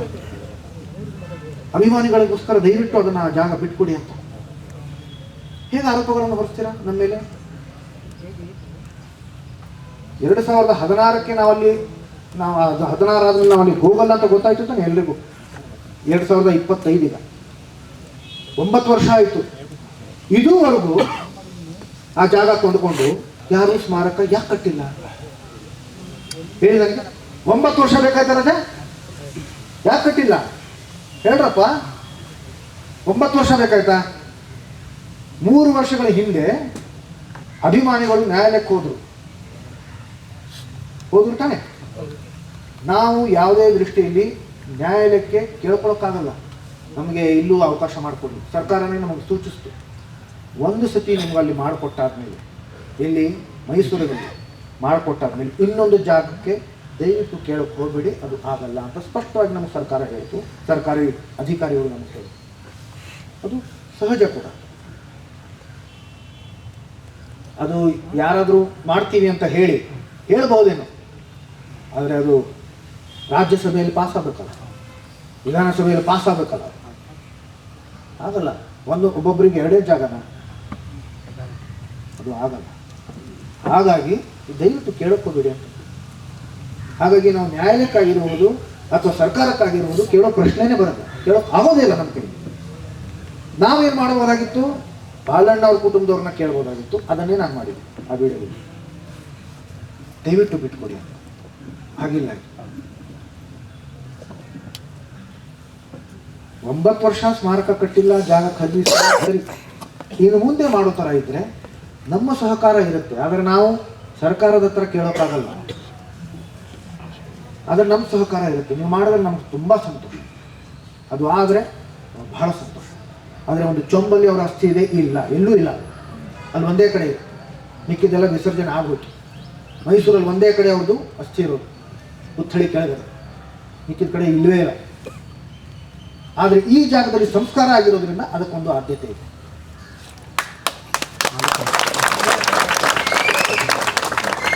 ನಾಳೆ ಏನಾದರೂ ಅವ್ರ ಕುಟುಂಬದವರು ಏನೋ ಆಯಿತು, ಸರ್ಕಾರದವರು ಏನೋ ಒಂದು ಅವ್ರಿಗೆ ಇನ್ನೂ ಒತ್ತಡ ಹಾಕಿ ಇದು ಏನಾದರೂ ಕೊಂಡ್ಕೊಳ್ಳೋ ಥರ ಆಯಿತು, ಯಾರಾದರೂ ಕೊಂಡ್ಕೊಂಡ್ರು ಅಂತಂದ್ರು, 2 ವಿಷಯಗಳನ್ನು ನಾನು ಹೇಳೋದಕ್ಕೆ ಇಷ್ಟಪಡ್ತೀನಿ. ನಮ್ಮ ಸಹಕಾರ ಎಲ್ಲಿಗಿರುತ್ತೆ ಅಂತಂದರೆ, ಯಾವ ರೀತಿ ಇರುತ್ತೆ ಅಂತಂದರೆ, ಆ ಸ್ಮಾರಕ ಏನಾಗುತ್ತೋ ಅದು ಕೇವಲ ಸಾಹಸ ಸಿಂಹ ಡಾಕ್ಟರ್ ವಿಷ್ಣುವರ್ಧನ್ರವರಿಗೆ ಮಾತ್ರ ಸೀಮಿತ ಇರಬೇಕು. ಅವರಿಗೆ ಮಾತ್ರ ನಮನ ಸಲ್ಲಿಸೋ ಥರ ಇರಬೇಕು. ವ್ಯಾಪಾರೀಕರಣ ಇರಬಾರ್ದು. ಈಗ ನಾನು ಆಗಲೇ ಹೇಳಿದೆ ನಿಮಗೆ, ಅಭಿಮಾನಿಗಳು ಕೆಲವರು, ಅದು ಅಭಿಮಾನಿಗಳಲ್ಲ, ನಾನು ಎಷ್ಟೋ ಸಲ ಹೇಳಿದ್ದೀನಿ, ನಿಜವಾದ ಅಭಿಮಾನಿಗಳು ಅದನ್ನು ಮಾಡೋದೇ ಇಲ್ಲ. ಅಭಿಮಾನಿಗಳು ಅಂತ ಹೇಳಿಕೊಂಡು ಮುಖವಾಡ ಹಾಕೊಂಡು ವೇಷ ಧರಿಸ್ಕೊಂಡು ನಮ್ಮ ಜೊತೆಯಲ್ಲಿ ಇರೋರು ಕೆಲವರು ವಿರೋಧಿಗಳು ಇರ್ತಾರೆ, ಕೆಲವರು ಸ್ವಾರ್ಥಿಗಳು ಇರ್ತಾರೆ. ಅವರುಗಳು ಏನು ಮಾಡ್ತಾರೆ, ಸುಮಾರು ವಿಷಯಗಳನ್ನು ಹೇಳ್ತೀನಿ, ಆದರೆ ಒಂದು ವಿಷಯ ಹೇಳ್ತೀನಿ. ಆ ಬ್ಯಾನರಲ್ಲಿ ಅಪ್ಪವ್ರಿಗಿಂತ ಅವ್ರ ಫೋಟೋನೇ ಜಾಸ್ತಿ ದೊಡ್ಡದಿದೆ. ಅದೇ ರೀತಿಯಲ್ಲಿ ಸ್ಮಾರಕದ್ದು ಆಗ್ಬಾರ್ದು.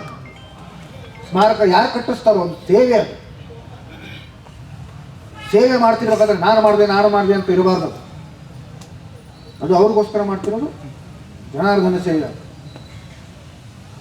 ಆ ರೀತಿಲಿದ್ರೆ ನಮ್ಮ ಸಹಕಾರ ಇದೆ. ಎರಡನೇದು,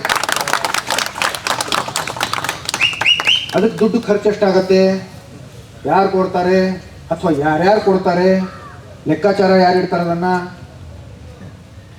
ಪಾರದರ್ಶಕತೆ ಇದೆಯಾ, ಅದೆಲ್ಲವೂ ಇರಬೇಕು. ಜೊತೆಗೆ ಆ ದುಡ್ಡಿನ ವ್ಯವಹಾರದಲ್ಲಿ ನಾವು ಇರಲ್ಲ, ನಾವು ಖಡಾಖಂಡಿತವಾಗಿ ಇರಲ್ಲ. ಅದು ನೀವುಗಳೇ ನೋಡ್ಕೋಬೇಕು. ಆದರೆ ಅದು ಗಮನ ಇರಲಿ. ಏನೋ ಆಗಬಹುದು, ಅದನ್ನು ನಿಮ್ಮ ಗಮನ ಇದೆ. ಏನೂ ಆಗದೆ ಇರೋ ರೀತಿಯಲ್ಲಿ, ಒಳ್ಳೆಯ ರೀತಿಯಲ್ಲಿ ಅಲ್ಲಿ ಏನಾದರೂ ಸ್ಮಾರಕ ಆದರೆ ನಾವು ತುಂಬ ಸಂತೋಷ ಪಡ್ತೀವಿ. ಪ್ರತಿಮೆ ಮಾಡ್ತೀವಿ, ಇನ್ನೊಂದು ಮಾಡ್ತೀವಿ, ಮತ್ತೊಂದು ಮಾಡ್ತೀವಿ, ಬೃಹತ್ ಪ್ರತಿಮೆ ಮಾಡ್ತೀವಿ, ಮಾಡಿ ಸಂತೋಷ. ಇದಕ್ಕದು ಕಾಂಪೆನ್ಸೇಟ್ ಮಾಡೋಕ್ಕಾಗಲ್ಲ. ಇದೇನು ಮಾಡ್ತೀವೋ ಈ ಜಾಗದಲ್ಲಿ ಮಾಡೋದು ಬೇರೆ, ಇದಕ್ಕೊಂದು ಬೇರೆ ಆದ್ಯತೆ ಇದೆ. ಬೇರೆ ಕಡೆ ಮಾಡಿದ್ರೆ ಅಪ್ಪರ ಪ್ರತಿಮೆ ಮಾಡಿದರೆ ಅದು ಸಂತೋಷ. ಆದರೆ ಅದು ಇದರ ಬದಲಾಗಿ ಅದನ್ನು ಮಾಡಿದ್ದೀವಿ, ಅದು ಆಗಲ್ಲ. ಆ ಪ್ರತಿಮೆಗೂ ನಮ್ಮ ಮೈಸೂರು ಸ್ಮಾರಕಕ್ಕೂ ಹೋಲಿಸ್ಬೇಡಿ. ಅಲ್ಲಿ ಅವರ ಅಸ್ಥಿ ಇದೆ, ಇದು ಜ್ಞಾಪಕಕ್ಕೆ ಇಟ್ಕೊಳ್ಳಿ.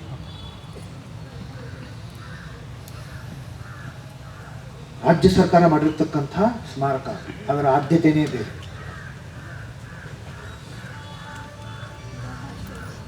ಕೊನೆಯದಾಗಿ ಒಂದು ಹೇಳಬೇಕು,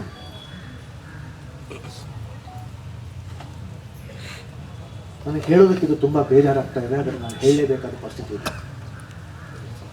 ಸುಮಾರು ವರ್ಷಗಳಿಂದ ನಮ್ಮ ತಪ್ಪೇ ಇದೆ, ನಮ್ಮ ಮೇಲೆ ಇಲ್ಲ ಸಲ್ಲದ ಆರೋಪಗಳನ್ನು ಹೊರಿಸ್ಕೊಂಡು ಬಂದಿದ್ದಾರೆ ಕೆಲವರು.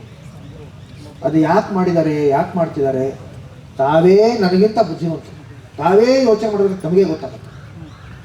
ನಿಮ್ಗೆ ಮಾಡೋ ಥರ ಇದ್ರೆ, ಮಾಡೋ ಶಕ್ತಿ ಇದ್ರೆ ಮಾಡಿ. ಆರೋಪಗಳನ್ನು ಯಾಕೆ ಹೊರಿಸ್ತೀರಿ? ನಾನು ಹೀರೋ ಆಗೇ ಇರಬೇಕು ಅಂತಂದರೆ ಬೇರೆಯವ್ರ ಮೇಲೆ ನನ್ನಿಂದ ನಾನು ಮಾಡೋಕೆ ರೆಡಿ. ಆದರೆ ಇವ್ರು ಸರಿ ಇರಲಿಲ್ಲ, ನನ್ನ ಶಕ್ತಿ ಇದ್ದರೆ ನಾನೇ ಮಾಡಿ ತೋರಿಸ್ಬೇಕಾದ್ರೆ ಬೇರೆಯವ್ರ ಮೇಲೆ ಆರೋಪ ಹೊರಿಸ್ಬೇಕಾದ್ರೆ. ಯಾಕೆ ಆರೋಪ ಹೊರಿಸ್ತಾರೆ ಕೇಳ್ಕೊಳ್ಳಿ, ನೀವೇ ಯೋಚನೆ ಮಾಡಿ, ಚಿಂತನೆ ಮಾಡಿ. ಇನ್ನು ಮುಂದೆ ನಾವು ಸುಮಾರು ಈಗ ಆರೋಪಗಳನ್ನು ಕೇಳಿದ್ದಾಯಿತು, ಕೆಟ್ಟ ಕೆಟ್ಟ ಮಾತುಗಳನ್ನು ಓದಿದ್ದಾಯಿತು, ನೋಡಿದ್ದಾಯಿತು. ನಮಗದರ ಅವಶ್ಯಕತೆ ಇಲ್ಲ. ಅದು ಇಲ್ಲಿಗೆ ಕೊನೆ ಆಗ್ಬೇಕು. ಅಪ್ಪವರ ಸಾಹಸ ಸಿಂಹ ಡಾಕ್ಟರ್ ವಿಷ್ಣುವರ್ಧನ್ ಅವರ, ನನಗೆ ಇನ್ನೊಂದು ಹೇಳ್ತೀನಿ, ನನಗೆ ಒಂದ್ಸಲ ಅವಮಾನ ಆಗಿತ್ತು. ನನ್ನ ಒಂದು ಅನುಭವದಲ್ಲಿ ಒಂದ್ಸಲ ತುಂಬ ಒಂದು ಅವಮಾನ ಆಗಿತ್ತು ನನಗೆ. ನಾನು ಎಷ್ಟೋ ನನ್ನ ಸಂದರ್ಶನಗಳಲ್ಲಿ ಹೇಳ್ಕೊಂಡಿದ್ದೀನಿ ಅದನ್ನು. ಅಪ್ಪವರು ಹತ್ತಿದ್ರು, ಗೊತ್ತಾ ನಿಮಗೆ? ಹತ್ತಿದ್ರು, ತಾಯಿ ಥರ ಹತ್ತಿದ್ರು. ಸಾಹಸ ಸಿಂಹ ಅಂತಿರಲ್ಲ, ಹೃದಯದಲ್ಲಿ ಅವರು ತಾಯಿ ಥರ ಇತ್ತು. ಹತ್ತಿದ್ರು, ನನಗಾಗಿದ್ದು ನಿಮಗಾಗಬಾರ್ದು ಅನಿ ಅಂತ ಹೇಳಿದರು. ನೀವುಗಳು ಏನು ಮಾಡ್ತಾ ಇದ್ದೀರಾ? ಅದನ್ನೇ ಮಾಡ್ತಾ ಇದ್ದೀರಾ. ಎಷ್ಟೊಂದು ಅವಮಾನಗಳು, ಆರೋಪಗಳು. ಯಾಕೆ? ಅವ್ರು ಖುಷಿಯಿಂದ ಇರ್ತಾರೆ ಅವಾಗ? ಅವರು ಅಲ್ಲ, ಅಳ್ತಾನೆ ಇರ್ತಾರೆ.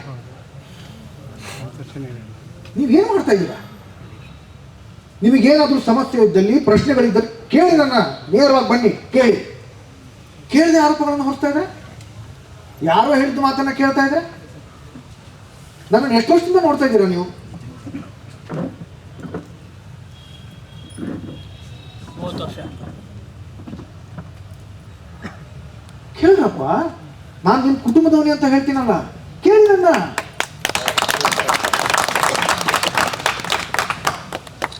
ಆದರೆ ಇನ್ನು ಮುಂದೆ ನಮ್ಮ ಬಗ್ಗೆ, ನಮ್ಮ ಕುಟುಂಬದವರ ಬಗ್ಗೆ ಯಾರಾದರೂ ಕೆಟ್ಟ ಆರೋಪಗಳನ್ನು ಮಾಡೋದಾಗಿರ್ಬೋದು, ಕೆಟ್ಟ ಕಾಮೆಂಟ್ಗಳನ್ನು ಮಾಡೋದಾಗಿರ್ಬೋದು, ಅದು ಯಾವುದೇ ವೇದಿಕೆ ಆಗಿರ್ಬೋದು, ಮಾಧ್ಯಮ ಆಗಿರ್ಬೋದು, ಅಥವಾ ಸಾಮಾಜಿಕ ಜಾಲತಾಣ ಆಗಿರಬಹುದು.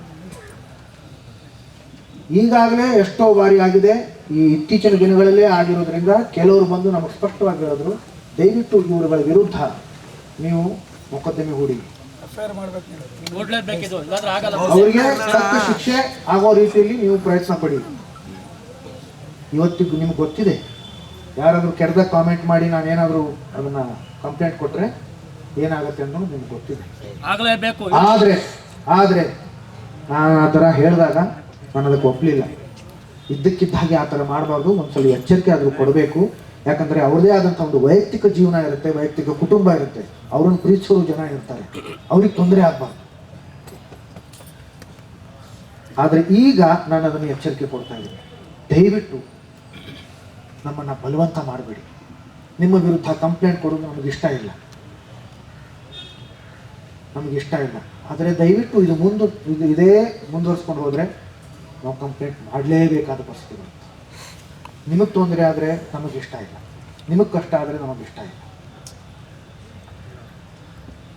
ನಾವೆಲ್ಲರೂ ಜೊತೆಯಲ್ಲಿರೋಣ, ಒಂದಾಗಿರೋಣ, ಒಗ್ಗಟ್ಟಿನಿರೋಣ, ಪ್ರೀತಿಯಿಂದ ಇರೋಣ. ವಸುಧೈವ ಕುಟುಂಬಕಂ ಅಂತ ನಾನು ಎಷ್ಟೋ ಬಾರಿ ಹೇಳ್ಕೊಂಡಿದ್ದೀನಿ.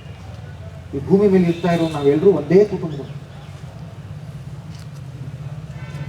ನಾವೆಲ್ಲರೂ ಇದ್ಕೊಂಡು, ಜೊತೆಲಿ ಇದ್ಕೊಂಡು, ಈ ಸ್ಮಾರಕ ಏನಿದೆಯೋ ಇದು ಸ್ಮಾರಕ ಆಗೋ ಥರ ಇದ್ರೆ ನಾವೆಲ್ಲರೂ ಜೊತೆಲಿದ್ದೀವಿ. ಆಗೋ ಥರ ಇಲ್ಲ,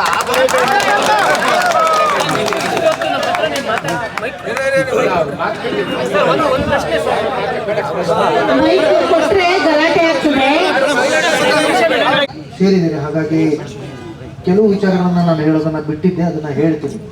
ಅಭಿಮಾನ ಸ್ಟುಡಿಯೋದಲ್ಲಿ ಅದು ಆಗೋದೇ ಇಲ್ಲ ಅಂತ ತಕ್ಷಣ ಅಲ್ಲಿ ಸುಮಾರು ವರ್ಷಗಳ ಪ್ರಯತ್ನ ಆದಮೇಲೆ ಅದರ ಪಕ್ಕದಲ್ಲಿ ಜಾಗ ಕೊಡ್ತೀವಿ ಅಂತ ಹೇಳಿದ್ರು. ಮಾನ್ಯ ಮುಖ್ಯಮಂತ್ರಿಗಳೇ ಹೇಳಿದ್ರು, ಇಲ್ಲಿ ಆಗಲ್ಲಮ್ಮ, ಇಲ್ಲಿ ಆಗಲ್ಲ, ದಯವಿಟ್ಟು ಬೇರೆ ಕಡೆ ನೀವು ಎಲ್ಲಾದರೂ ಸ್ಮಾರಕ ಮಾಡ್ತಾ ಇದ್ರೆ ನಾವು ಅದನ್ನು ಮಾಡೋದಕ್ಕೆ ನಿಮ್ಮ ಜೊತೆಲಿ ಇರ್ತೀವಿ ಅಂತ ಹೇಳಿದ್ರು. ಅದರ ಪಕ್ಕದಲ್ಲಿ ಒಂದು ಜಾಗ ಕೊಟ್ಟರು, ಅದು ಒಂದಿಷ್ಟು ತಿಂಗಳು ಆಯಿತು, ಅದು ಆಗಲಿಲ್ಲ. ಅದರ ಎದುರುಗಡೆ ಒಂದು ಜಾಗ ಆಯಿತು, ಅದು ಫಾರೆಸ್ಟ್ ಝೋನ್ಗೆ, ಅದು ಒಂದು ಬಫರ್ ಝೋನ್ ಬರುತ್ತೆ, ಅದಕ್ಕೊಂದು 2.5 ವರ್ಷ ಆಯಿತು. ಶಂಕುಸ್ಥಾಪನೆ ಆಗೋ ದಿನವೇ ಅದು ಒಂದು ಸ್ಟೇ ಆರ್ಡರ್ ಬಂತು. ಈ ಥರದ ಸಾಕಷ್ಟು ಸಮಸ್ಯೆಗಳು ಇಲ್ಲಿ ಬೆಂಗಳೂರಲ್ಲೇ ನಾವು ಕೇವಲ ಒಂದಿಷ್ಟು ಉದಾಹರಣೆಗಳನ್ನು ಕೊಟ್ಟಿದ್ದೀನಿ. ಸಾಕಷ್ಟು ಬೇರೆ ಬೇರೆ ಬೇರೆ ಬೇರೆ ಜಾಗಗಳನ್ನು ತೋರಿಸಿದ್ರು. ಏನಪ್ಪ ಇಲ್ಲಿ ಬೆಂಗಳೂರಲ್ಲಿ ಜಾಗನೇ ಇಲ್ವಾ ಅನ್ನೋ ಥರದಲ್ಲಿ ಪರಿಸ್ಥಿತಿ ಬಂತು ನಮಗೆ. ಅದಾದ್ಮೇಲೆ ಅಮ್ಮ ಹೇಳಿದ್ರು ಮೈಸೂರು. ಅದಕ್ಕೆ ನಾವು ಅಲ್ಲಿ ಮೈಸೂರಿಗೆ ಹೋಗಿದ್ವಿ. ಈಗ ನಾನು ಎಲ್ಲಾನು ಹೇಳಿದ್ದೀನಿ, ನಿಮ್ಮ ಜೊತೆಲಿ ನಾವಿದ್ದೀವಿ, ನಮ್ಮ ಸಹಕಾರ ಇರುತ್ತೆ. ಮತ್ತೊಮ್ಮೆ ಮಗದೊಮ್ಮೆ ತಾವೆಲ್ಲರೂ ಇವತ್ತು ಬಂದಿದ್ದೀರಿ. ನಾನು ಯಾವಾಗಲೂ ನಿಮ್ಮ ಜೊತೆಲಿ ಈಗ ಯಾರಾದ್ರೂ ಪ್ರಶ್ನೆ ಇದ್ರೆ ಅದನ್ನ ಕೇಳಿ.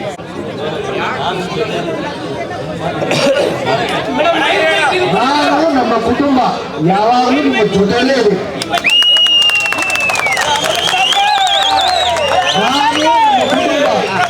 ಸಾಹಸ ಸಿಂಹ ಡಾಕ್ಟರ್ ವಿಷ್ಣುವರ್ಧನ್ ಅವರ ಕುಟುಂಬ ಅವರ ಅಭಿಮಾನಿಗಳ ಜೊತೆ ಯಾವಾಗಲೂ ಇರ್ತೀವಿ.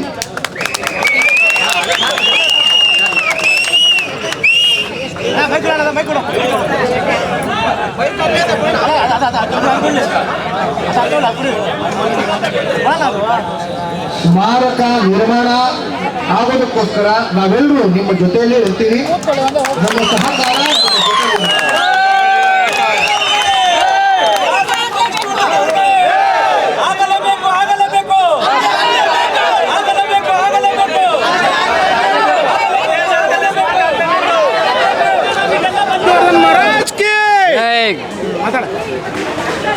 ಹಲೋ, ಡಾಕ್ಟರ್ ವಿಷ್ಣು ಸೇನಾ ಸಮಿತಿ ಧಾರವಾಡ ಜಿಲ್ಲಾ ವತಿಯಿಂದ ನಾವು ಹುಬ್ಬಳ್ಳಿಯಿಂದ ಬಂದಿದ್ದೀವಿ. ಈ ಪುಣ್ಯಭೂಮಿನ ಉಳಿಸ್ಕೊಂಡು ತುಂಬ ಪ್ರಯತ್ನ ಮಾಡ್ತಾಯಿದ್ದೀವಿ. ಇದು ಪುಣ್ಯಭೂಮಿ ಅಷ್ಟಲ್ಲ, ನಾವು ಎಷ್ಟು ವರ್ಷ ಬದುಕ್ತೀವೋ ಗೊತ್ತಿಲ್ಲ. ವಿಷ್ಣುವರ್ಧನ್ ಹೆಸರನ್ನು 1000 ವರ್ಷ ಇತಿಹಾಸ ಇರೋ 1000 ವರ್ಷ ಇದು ಹೆಸರುಳಿವತ್ತು ಉಳಿಸ್ಕೊಳ್ಳೋಸ್ಕರ ನಾವು ಪ್ರಯತ್ನ ಪಡ್ತೀವಿ. ಕಿಚ್ಚ ಸುದೀಪ್ ಅವರಿಗೆ ಜಯವಾಗಲಿ, ವೀರಕಪುತ್ರ ಶ್ರೀನಿವಾಸ್ ಅವರಿಗೆ ಜಯವಾಗಲಿ, ಡಾಕ್ಟರ್ ಭಾರತಿ ವಿಷ್ಣುವರ್ಧನ್ ಕುಟುಂಬಕ್ಕೆ ಜಯವಾಗಲಿ, ಅಂದಿರಸ್ ಅವರಿಗೆ ಜಯವಾಗಲಿ. ಎಲ್ಲ ಅಭಿಮಾನಿಗಳಿಗೂ ಸಹಕಾರ ಸಿಗಬೇಕು, ಎಲ್ಲ ಅಭಿಮಾನಿಗಳಿಗೂ ಜಯ ಸಿಗಬೇಕು. ಪುಣ್ಯಭೂಮಿ ಉಳಿಸಿಕೊಳ್ಳೋಗೋಸ್ಕರ ಹೋರಾಟ ಮಾಡ್ತಿದ್ದೀವಿ. ಈ ಹೋರಾಟ ಮುಂದುವರಿಯುತ್ತೆ. ಇಲ್ಲವಾದರೆ ಉಗ್ರ ಹೋರಾಟನೂ ಮಾಡುತ್ತೇವೆ. ಡಾಕ್ಟರ್ ವಿಷ್ಣು ಸೇನಾ ಸಮಿತಿ ಧಾರವಾಡ ಜಿಲ್ಲಾ ವತಿಯಿಂದ ನಾವು ಇಲ್ಲಿ ಬಂದಿದ್ದೀವಿ.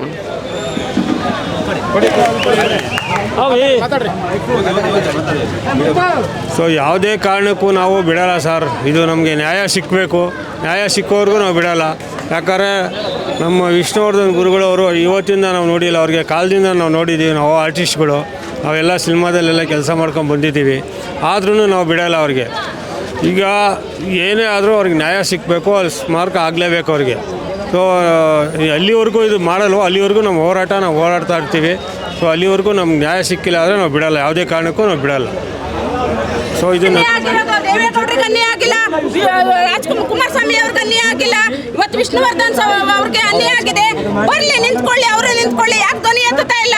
ಹೊಡೆದು ಎಷ್ಟು ದಿನ ಆಯ್ತು? ಸ್ಮಾರಕ ಹೊಡೆದು ಸುಮಾರು ಒಂದು 8-10 ದಿನ ಆಗೋಯ್ತಾ ಬಂತು. ಯಾಕೆ ಧ್ವನಿ ಎತ್ತುತ್ತಾ ಇಲ್ಲ? ಎಲ್ಲಾಗಿದ್ದಾರೆ ಇವರೆಲ್ಲ? ಎಲ್ಲ ಒಂದ್ ಕಡೆ ವಿಷ್ಣುವರ್ಧನ್ ಅವರ ವಿಚಾರದಲ್ಲಿ ಸಾಕಷ್ಟು ತಾರತಮ್ಯ ಆಗುತ್ತೆ ಅಂತ. ನಮಸ್ತೆ, ನಾವು ಬ್ಯಾಡಗಿಂತ್ರ ಬಂದಿದ್ದೇವೆ. ಸುಮಾರು 400 ಕಿಲೋಮೀಟರ್ ಆಗುತ್ತೆ ನಮ್ಮೂರು. ಅಲ್ಲಿಂದ ಇಲ್ಲಿಗೆ ಪುಣ್ಯಭೂಮಿ ಬಗ್ಗೆ ಇವರು ಒಳ್ಳೆ ಅಭಿಪ್ರಾಯ ಕೊಡ್ತಾರಂತ ಅಲ್ಲಿಂದ ಇಲ್ಲಿವರೆಗೆ ಬಂದ್ವಿ. ಒಳ್ಳೆ ಅಭಿಪ್ರಾಯ ಬಂದಿಲ್ಲ. ಸೆಪ್ಟೆಂಬರ್ 18 ಬರೋದ್ರೊಳಗೆ ಪುಣ್ಯಭೂಮಿ ರೆಡಿಯಾಗಿ ನಮಗೆ ಒಂದು ಸಿಹಿ ಸುದ್ದಿ ಕೊಡಬೇಕಾಗಿ ವಿನಂತಿ. ಧನ್ಯವಾದಗಳು. ಜಯ ವಿಷ್ಣುದಾದ. ಇದೊಂದು ಅಣ್ಣ ಇಲ್ಲಿ ನೋಡೋಣ, ಇದನ್ನು ತೋರಿಸೋಣ ಸರ್. ನಾವು ಮೈಸೂರಿಂದ ಬಂದಿರೋದು.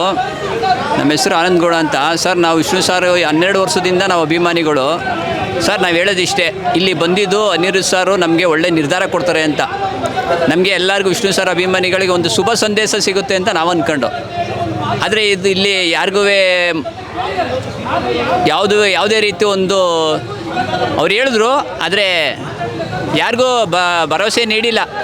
ನಾವು ಬಂದೇ ಬರ್ತೀವಿ ಅಂತ ಅವರು ಭರವಸೆ ನೀಡಿಲ್ಲ. ಏನಂದರೆ ನಾವಿದ್ದೀವಿ ಅಂತಾರೆ, ಆದರೆ ಗ್ಯಾರಂಟಿ ಇಲ್ಲ. ಇಲ್ಲಿ ಯಾರೂ ನಂಬೋ ಒಂದು ಅವಶ್ಯಕತೆ ಇಲ್ಲ ಸರ್. ನಾವು ಪುಣ್ಯಭೂಮಿ ಬಗ್ಗೆ ಹೇಳಿ.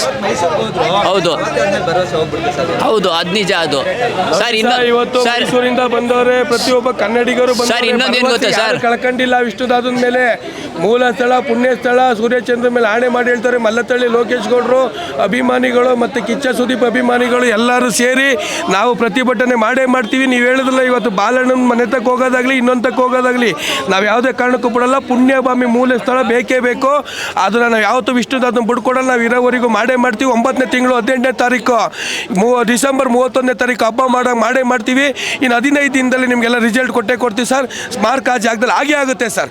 ಇದು ಭರವಸೆ ನನಗೆ ಯಾರೋ ಕೊಟ್ಟಿದ್ದಾರೆ ಸರ್. ಮಾತುಕತೆ ನಡೆಸಿದ್ದೀವಿ ಸರ್. ಇನ್ನು 15 ಡೇಸ್ ಟೈಮ್ ಬೇಕು ಸರ್. ಯಾವುದೇ ಕಾರಣಕ್ಕೂ ಇಷ್ಟು ಕರ್ನಾಟಕದ ಆಸ್ತಿ ವಿಷ್ಣುದಾದನ ಬಿಟ್ಕೊಡೋ ಮಾತೇ ಇಲ್ಲ ಸರ್.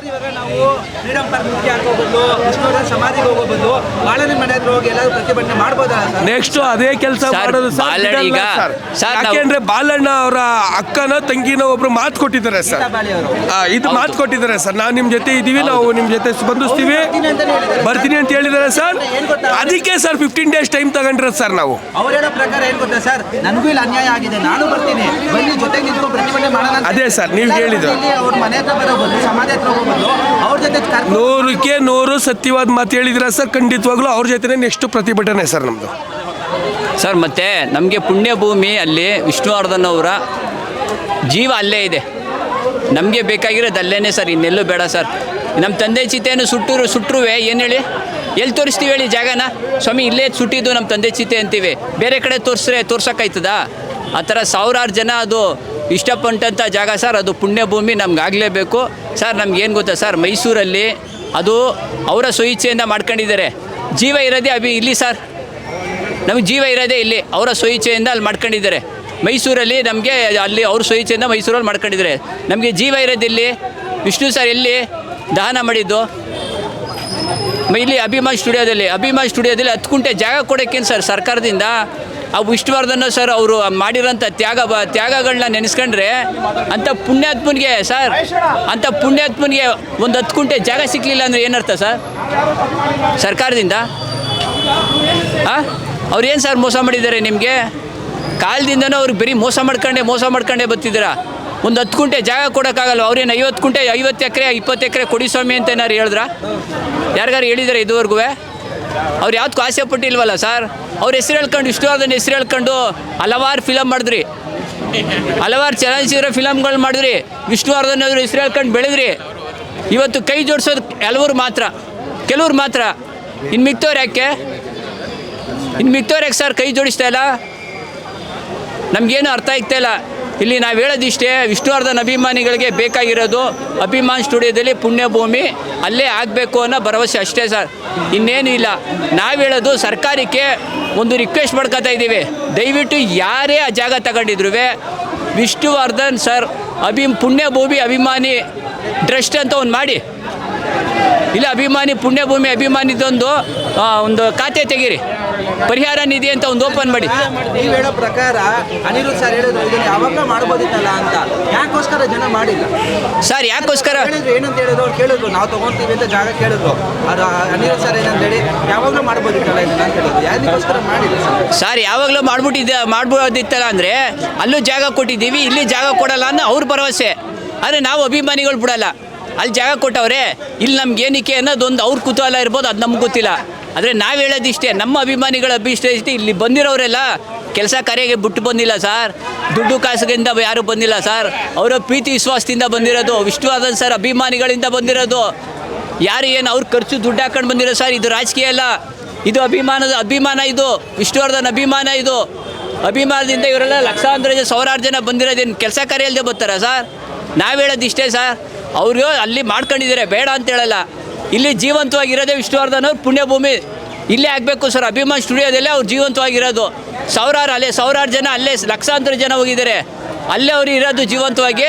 ಅದೇ ನಾವು ಹೇಳೋದು ಸರ್, ಅಲ್ಲೇ ಪುಣ್ಯಭೂಮಿ ಆಗಬೇಕು. ನಮ್ಮೆಲ್ಲ ವಿಷ್ಣು ಸರ್ ಅಭಿಮಾನಿಗಳ ಆಸೆನೇ ಅಲ್ಲೇ ಪುಣ್ಯಭೂಮಿ ಆಗಬೇಕು ಅಂತಲೇ ಎಲ್ಲರೂ ಬಂದಿದ್ದು.